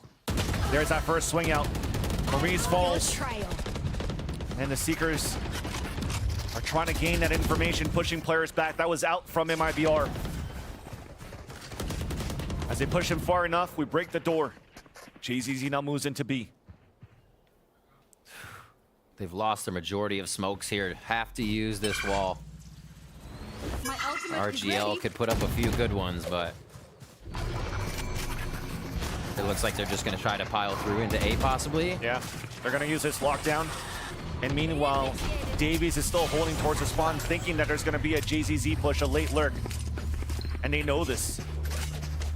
All right. So they're re-clearing towards B. Meanwhile, we're playing very cautiously for MIBR, making sure that there's nobody pushing, doing any shenanigans before getting detained. Spike then goes, actually gets denied. Nice little satchel and even a snakebite on the ground. And first into 8 HP and still gets the headshot onto Kesnet. Just never ends. Another one to come down the ropes. Nagset now evens it up on a 2 versus 2. One enemy remaining. Tournament on the line now for MIBR. Their lives on the line as they're playing the pulse plan against Nags. And no one peeks this.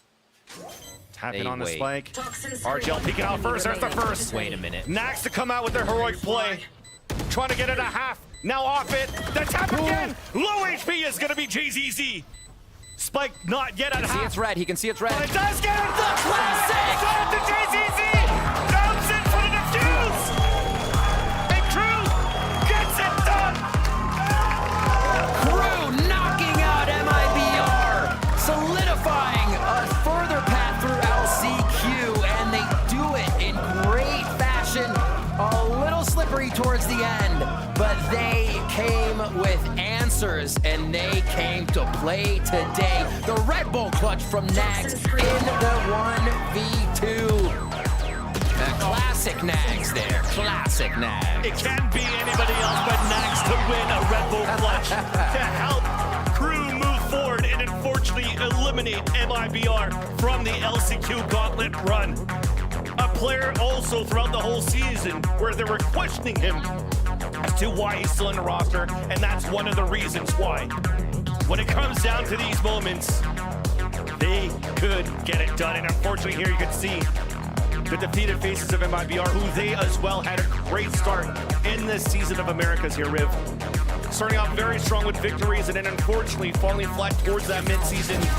Flashes in the pan, hopes coming out with the victory that they had in their last week against 100 Thieves that allowed EG to have that Cinderella run at Tokyo.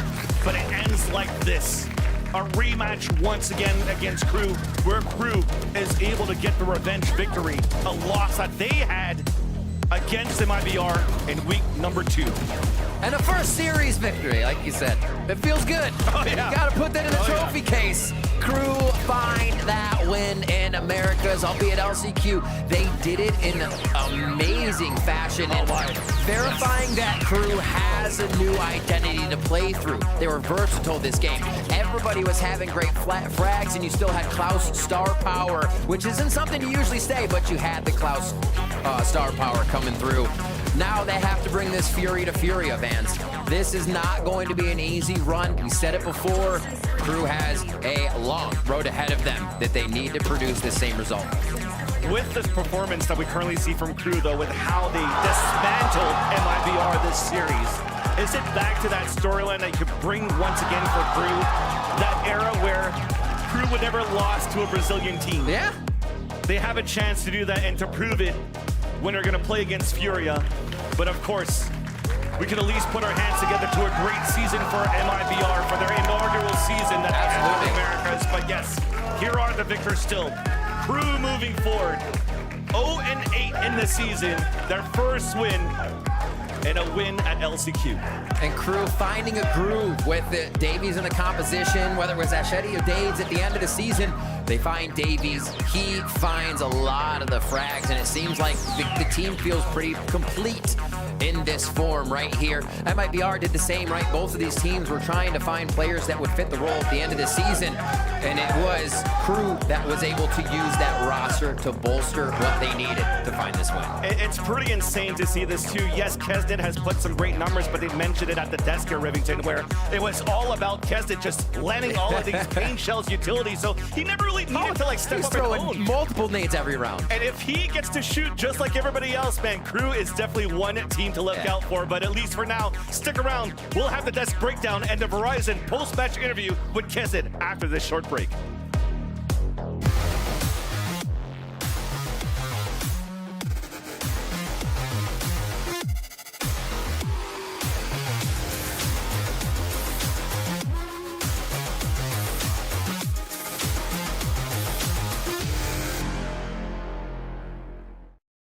With Verizon's new My Plan, I get exactly what I want and only pay for what I need. Now I'm in charge of my plan. Introducing My Plan from Verizon. You get exactly what you want and only pay for what you need. And it all starts at just $30. It's your Verizon.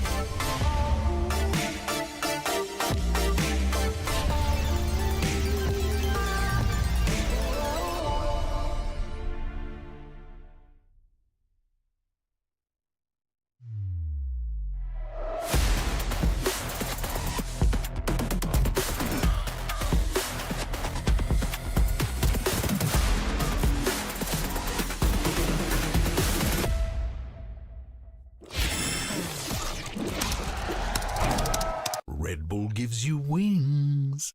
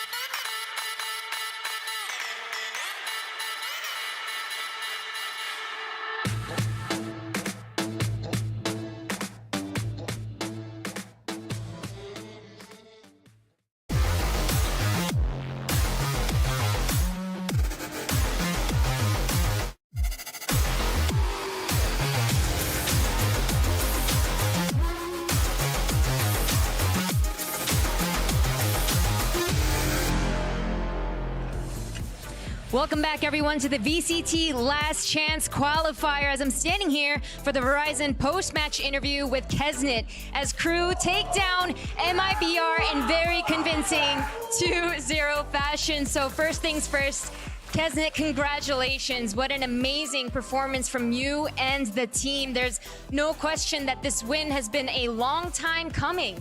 It's been a long time coming. Throughout the season, we saw such flashes of brilliance from you and the boys, but just never able to close it out. And finally, here at the Last Chance Qualifier, we see a brilliant performance. What does it mean for you to finally get your first win of 2023? Primero que todo, felicitaciones, y esta es una victoria y que se estaba esperando, que habíamos visto todas las cosas que habían logrado hacer dentro de los mapas y cómo lograban brillar, pero ahora sí es la victoria que consiguen. ¿Qué se siente finalmente conseguirla?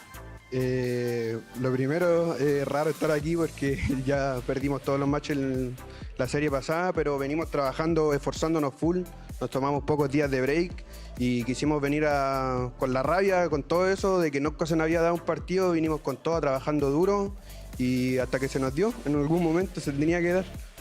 First of all, it feels a little bit weird to be here and finally to be able to get that win, but we took a small break, we were able to rest, and we came here with kind of the anger and everything that we wanted to let off for the match, and it was a match that we needed to win at some point. Absolutely. When we spoke to Coach Adam earlier, he talked about how the team sort of had this mental block. You know, you went through so many difficult losses in a row, and he mentioned that it was really important for the team to be able to have those 20 days off. Talk about what that did for you personally as a player, and then how did that reset your mindset as you headed back into then the 31 days of practice leading up to today? Una de las cosas que estaba diciendo el coach Atom era que tenían como un block mental y que era necesario que se tomaran esos 20 días de descanso. ¿Qué se sentía para ti poder tomar esos 20 días de descanso? ¿Qué significaron poder descansar y volver?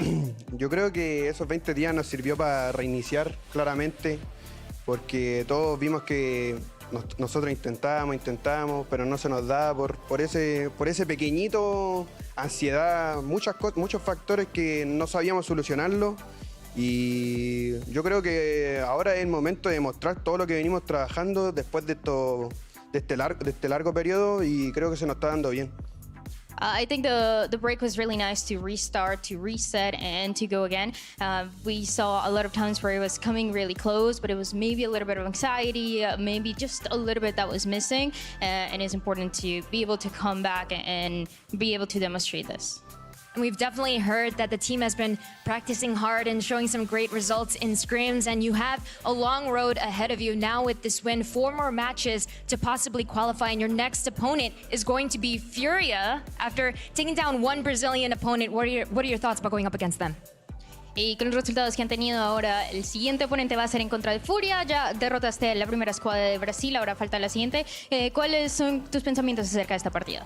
Yo creo que Furia es un equipo bueno, por algo está acá y dio buenos resultados. Yo creo que va a ser un partido entretenido y explosivo para la gente. Eso es lo que espero. Yo me divierto contra ellos y me da más gusto ganarle a brasileños, así que está bien. This is a team that is really good, a team that is going to be great, and the match is going to be very entertaining, very explosive. He likes to play against them, and he likes to take down the Brazilian guys. Awesome. Well, thank you very much, Kesnet, for sharing your thoughts. Thank you very much, Dryad, for the translations. And with that, it will be Kesnet moving forward against Furia tomorrow as Crew take down MIBR 2-0. Golden Boy, back to you on the desk. Thank you so much for that, Smix. Yes, we're very excited to see Crew take on Furia, but we're also excited for our guests here. We have Klaus joining us today. First and foremost, congratulations. It must have felt great to finally get that well-deserved, well-earned win on the VCT Americas stage. Thank you for you having me here, and that's it. Just give me questions. Yes, I got you. Okay, you want questions? Yeah. We got you covered. It's kind of our job here. But I think the first thing to ask, right, is obviously, you know, one thing that our fans always want to know more about is like the preparation, getting ready for. What were you guys really trying to like fix from, you know, the end of VCT Americas until now to put yourself in this position to be able to win today?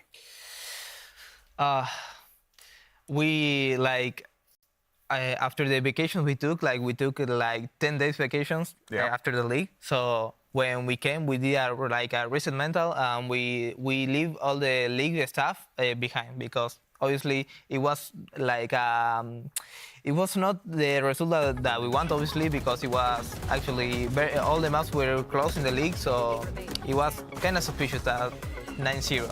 So we leave that in the past and we move forward on that. The only thing that we are focusing is like the mental, the communicating when communicating in the game. We have like a better feeling in us, better like. Yeah.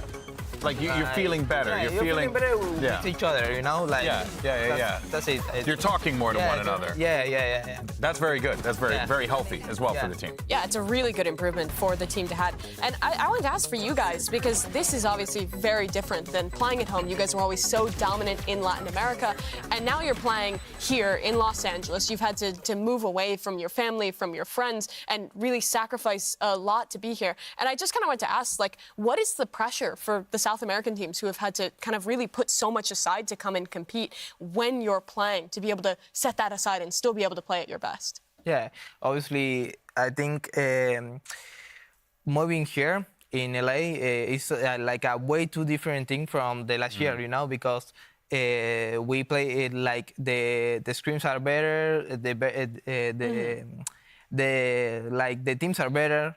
The quality of players. The quality of players. You have a lot of like different play styles. You have like, obviously, if you come into a league and playing in the league is going to be 100% more difficult to play, obviously, because there's more level.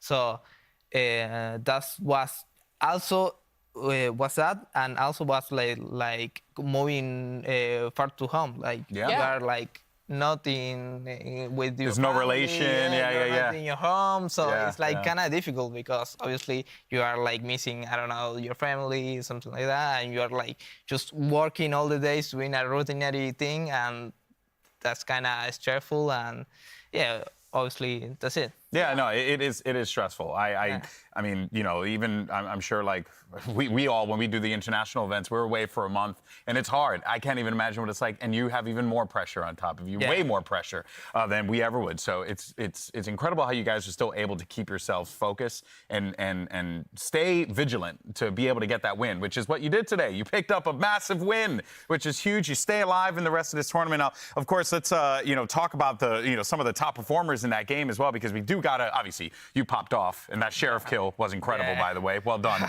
Love that. Teach me. But let's actually talk about, Davies, another guy who popped off big time, Wyatt, and found himself quite a few awesome moments in this series. Yeah, I wanted to ask about Davies' progression in the team, being one of the new guys to crew this year. And frankly, I mean, he started pretty slow at the beginning of the season, and then towards the end of that game against Cloud9, a couple of those last games of the season, he really came into his own. And again, today on this second map, he was just out of control. So what has the difference for him been individually from the beginning of the season to the end, where he's gotten so good?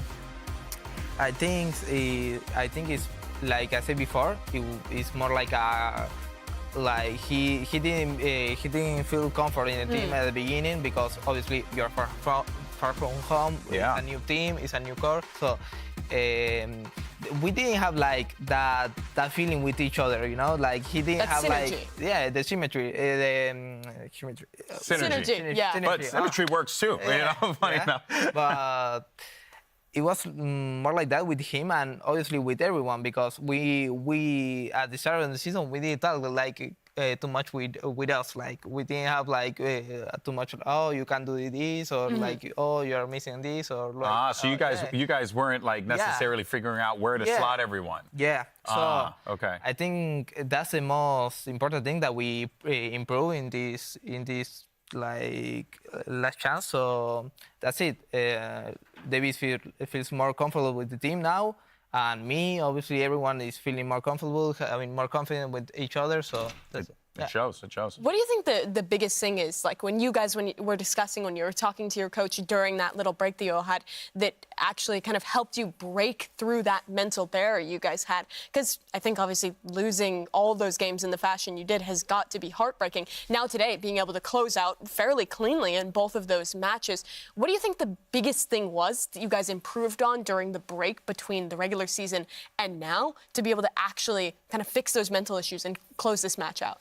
Yeah, I think like our coach is focusing a lot more on this season of like having a good mental, like everyone having a positive mindset. Like everyone needs to like don't be the hero of the match. Like when someone goes pushing long and tries to kill 4, and I can remember that. Yeah, that's not how the game works. So no, it's not how the game is supposed to be played. So you don't need to get like a tilt or something like that. That's the thing that we're focusing now in this last chance, and we are just having a good mindset. We are obviously talking with the psychologist. Psychologist. Psychologist. Oh, wonderful. So that's it. We obviously the most important thing is being a group, and we also being friends, also a player. So yeah. Well, I mean, of course, when you're an org that's owned by Sergio Aguero, and sports psychology is like absolutely massive in that field. So it's a great thing that they're bringing that in to help you guys out, which of course is excellent and very excited. And we'll talk more, don't worry. But for now, though, we do have to say goodbye to MIBR because they are the first team that was eliminated from the LCQ. And as we talk a little bit about this squad and send them home here, it is a little heartbreaking, right, to have kind of seen the way that things broke down for this team. But still, even with that being said, memorable moments across the board. And I'm just hoping that they take this experience from this season and just add on to it and grow from it as they get ready for the next year. Yeah, I think the real heartbreaking thing for MIBR this season is how strong they started. They had those memorable matches early on. They beat NRG, of all teams, in one of the first matches of the season. And all of a sudden, the expectations for the team were so high. And that's hopefully what, we can kind of reflect on from their season, not so much what the trajectory after that, but that they did reach a pretty insane peak.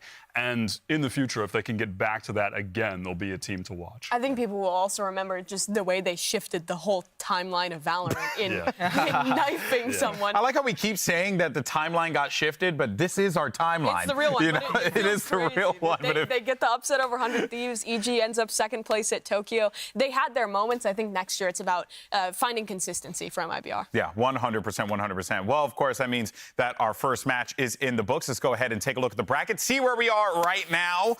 With that win, Crew move on. Feels good to say that as well. Crew will take on Furia, and then we have the Clout matchup as Sentinels take on 100 Thieves yet again. You know what, though, Klaus? I want to get your thoughts on this because, look, without a doubt, you see the track. You'd have to beat Furia, then you have to beat Leviatán, and then you need to beat either the winner of C9 and the 3 teams that are there. It's a long journey. It's a long run. Yeah, are you guys like mentally prepared for this? Is this like the objective, or is it like go as far as you can and see what happens? No, I think we are like 100%. We have our minds in winning the all tournament. Damn right. I like that. And lower run.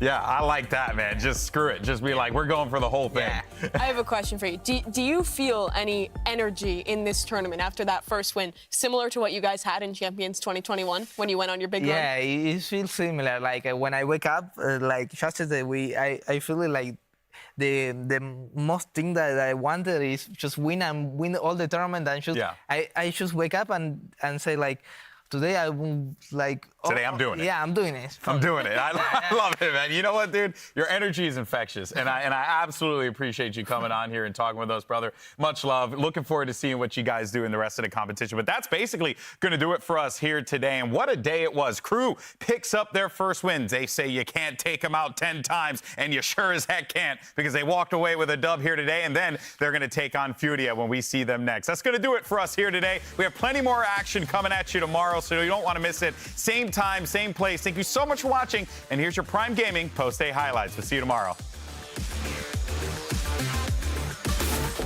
The stakes couldn't be higher. You got 7 teams that are vying for the last spot at Champions LA, and you've got to win it all or your year is done. And these 2 teams have a monumental task ahead of them. It's Chosen finally opens up the site for a bit. The showstopper out. Klaus also Spike's not down. The plant coming down, and that's a 4K and an ace for Klaus. Sprays through the toxic screen as a 1-for-1 comes in. Nice flash from Maurice to then come in for the last 2. Klaus getting ready for a second flash. The peak comes out once again. A triple swing, all in favor so far of Crew. Now on a 2 versus 1, paint shells line up, not even needed. And with the half buy, Crew closes the first map, 13-7. And you look at that econ too. 0, 150, 100, 1,050 credits. FRZ though? At least you can get a couple of highlight reels if you can for FRZ. There's that flash to peek right back out. The trades are good for both of the teams. Now finally in favor of MIBR. Only 5 seconds left. Flooding now inside the side. GZZ with 4 kills, looking for the ace. Just around the corner, and he's gonna land it. And you mentioned it. RGL now being the shield. Still like that for the Red Bull clutch. And Crew gets it done. Crew knocking out MIBR, solidifying a further path through LCQ, and they do it in great fashion.